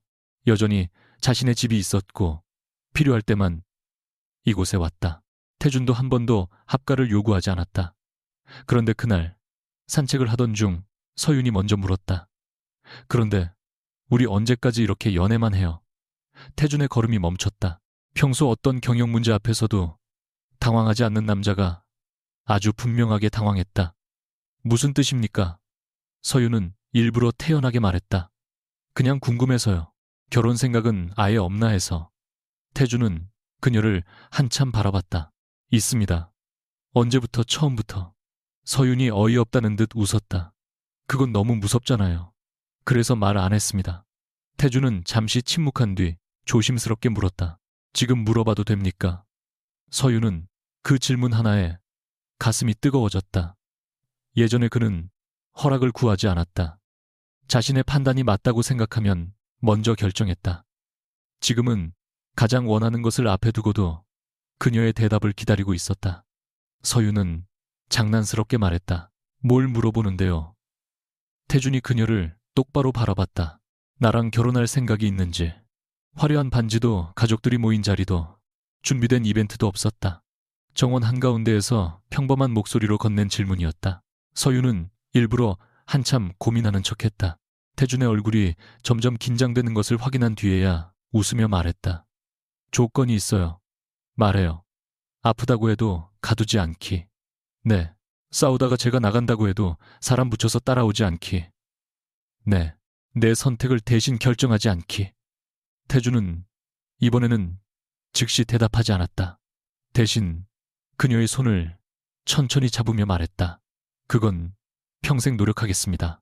서윤은 그 대답이 마음에 들었다. 그래서 그의 손을 마주 잡았다. 그럼 생각해 볼게요. 태준의 표정이 굳었다. 서윤은 결국 웃음을 터뜨렸다. 농담이에요. 할게요. 결혼식은 몇 달 뒤 아주 조용하게 열렸다. 양가의 사업계약과는 완전히 별개였고 참석자도 가까운 가족과 친구뿐이었다. 강승호 역시 더 이상 두 사람의 관계를 경영권 공격의 핵심 카드로 삼지 못했다. 그의 문제는 별도의 내부 절차 속에서 정리됐고 태준과의 경쟁도 감정이 아닌 경영 성과의 영역으로 돌아갔다. 명석은 결혼식 날 딸의 손을 잡고도 누구에게 넘겨준다는 말을 하지 않았다. 대신 입장하기 직전 조용히 말했다. 네가 선택한 길이니까 잘 살아라. 서윤은 그 한마디를 듣고 한동안 아버지를 바라보다가 웃었다. 예식이 끝난 뒤 태준과 단둘이 남았을 때 서윤은 문득 처음 만난 날을 떠올렸다. 그때 내가 진짜 큰 병이라고 했으면 어떻게 했을 것 같아요? 태준은 잠시 생각했다. 아마 정말 모든 의사를 불렀겠죠. 서윤이 눈을 가늘게 떴다. 하나도 안 변했네. 대신 당신이 싫다고 하면 멈췄을 겁니다. 그 대답에 서윤은 조용히 웃었다. 태준이 그녀의 손을 잡았다. 그리고 지금은 하나 확실히 압니다. 뭔데요? 그는 그녀를 바라보며 말했다. 아픈 척하지 않아도 도망치려고 하지 않아도 당신은 충분히 내가 붙잡고 싶은 사람입니다. 서윤이 바로 손가락으로 그의 가슴을 툭 밀었다. 붙잡는다는 표현부터 고쳐요. 태준은 잠깐 멈췄다가 고쳐 말했다. 내 옆에 있어줬으면 하는 사람, 그건 괜찮네요. 있어줄 겁니까? 서윤은 미소를 지었다. 내가 있고 싶은 동안은요. 예전에 강태준이라면 그 대답을 불안해했을지도 몰랐다. 하지만 이제 그는 그 말이야말로 가장 확실한 약속이라는 것을 알았다. 사람은 언제든 떠날 수 있다. 그렇기 때문에 매일 다시 곁에 남기를 선택하는 마음이 의미가 있는 것이다. 태준은 더 이상 그녀의 길을 막지 않았다. 서윤도 더 이상 도망칠 병을 만들지 않았다. 두 사람은 서로를 소유하는 대신 매일 다시 선택하기로 했다. 그리고 그렇게 가장 황당한 거짓말로 시작된 그들의 관계는 처음으로 아무런 거짓말도 필요 없는 사랑이 되었다.